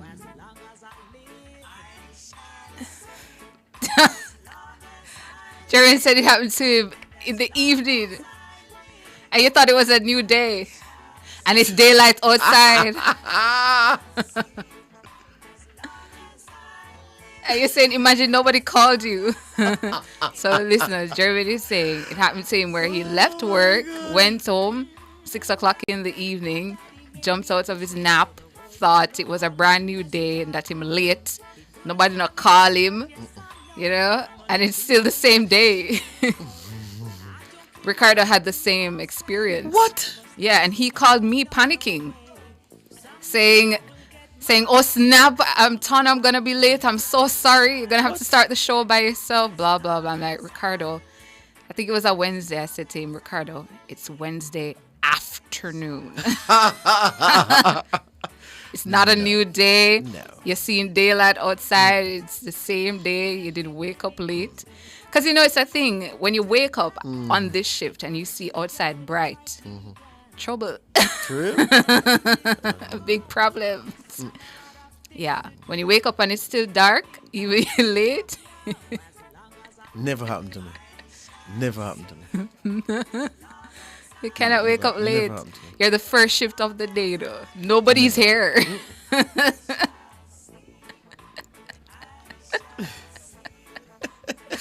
Yeah.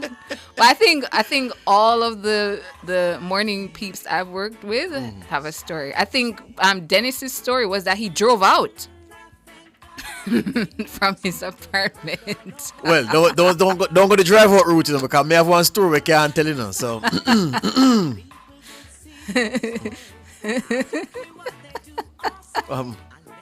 yeah.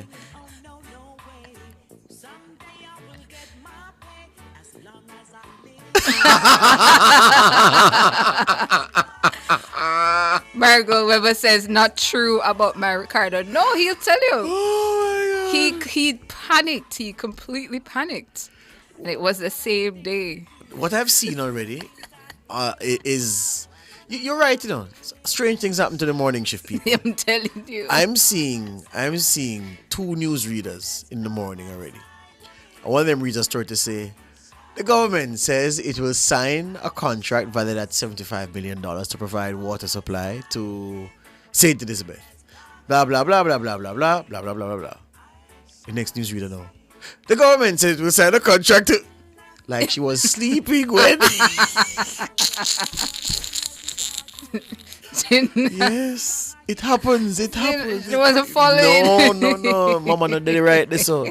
In body, but not in mind at all. But that never happened to me. Them things never happened. Yeah, man. Charmaine Walker says, I remember the story from Ricardo Tana. Yeah. Wake up and things say work day. On a weekend. And you start panic. No, sir. And I run about the place like a headless chicken. You're late. You're gonna be suspended. Snap. Yeah. Yeah, I mean, like, who said 6 o'clock for the time signal? Well, I only sleep once a day though, so maybe that's why.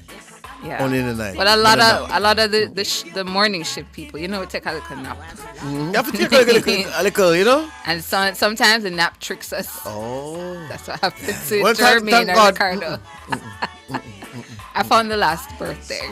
Wait, no, before we tell the last birthday, I have been Yes. squeezing a story. Yes. One time, a friend of mine who used to work on the morning shift, he woke up, he went somewhere overnight. Didn't go to his house, but him spent some time and he had a little time. Mm-hmm.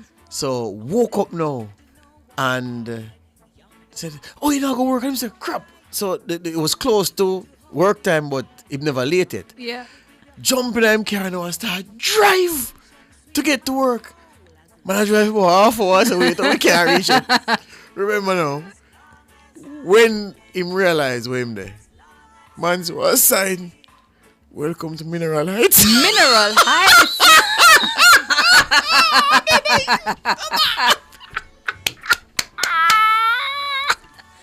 Mineral Heights. Man was in St. Catherine having a time and wanted to, so he was driving out from St. Catherine. Mr. King, wait the man. So let me tell the story in peace now.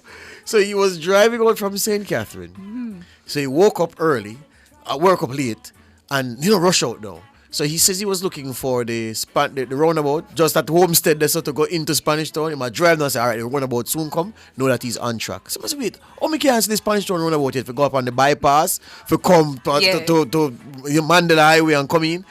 Man, so when him looking, see the sign, welcome to Mineral Heights. Mandela Clarendon.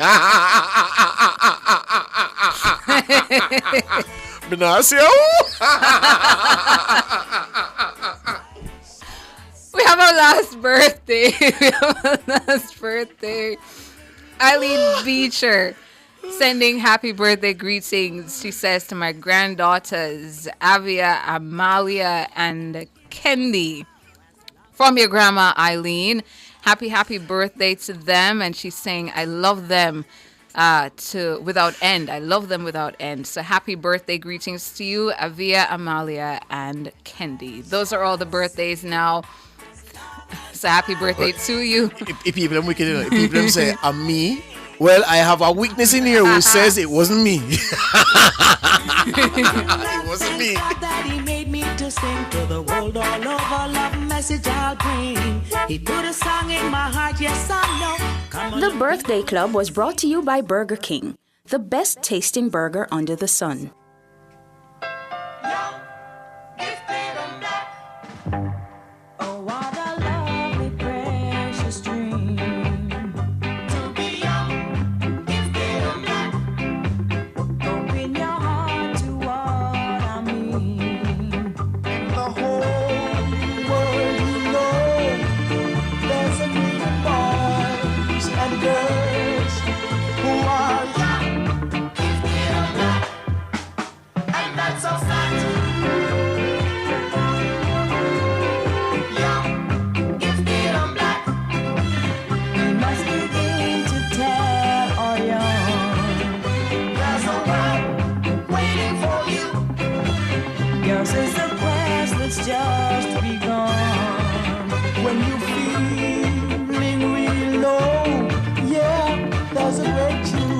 Man, drop asleep in a Tufton constituency and drive about half and reach a Mike Henry.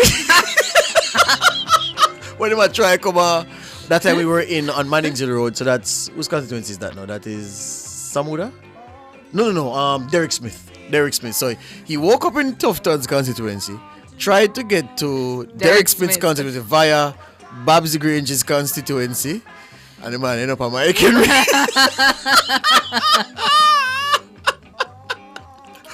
God, I'm so done when you're there. Man, I said, boy, if you tell you where reach me. Mineral Heights. Heights. Yes, welcome to Mineral Heights. Yeah. Memories. That's about it for the show. Thank you so much for tuning in to Nationwide this morning, NTM. Thanks so much to our technical operator and our musical maestro, Jermaine King, our super producer, Michelle McRae Smith, and our super editor, Kimon Thompson. Up next, the Consumer Hour with Norgay Banton, and at 10, Cliff Hughes Online. I'm Tana. And I'm George. Good morning.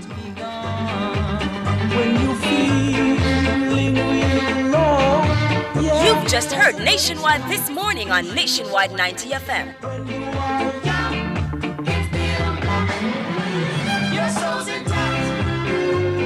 Fearless and fair. Nationwide 90 FM.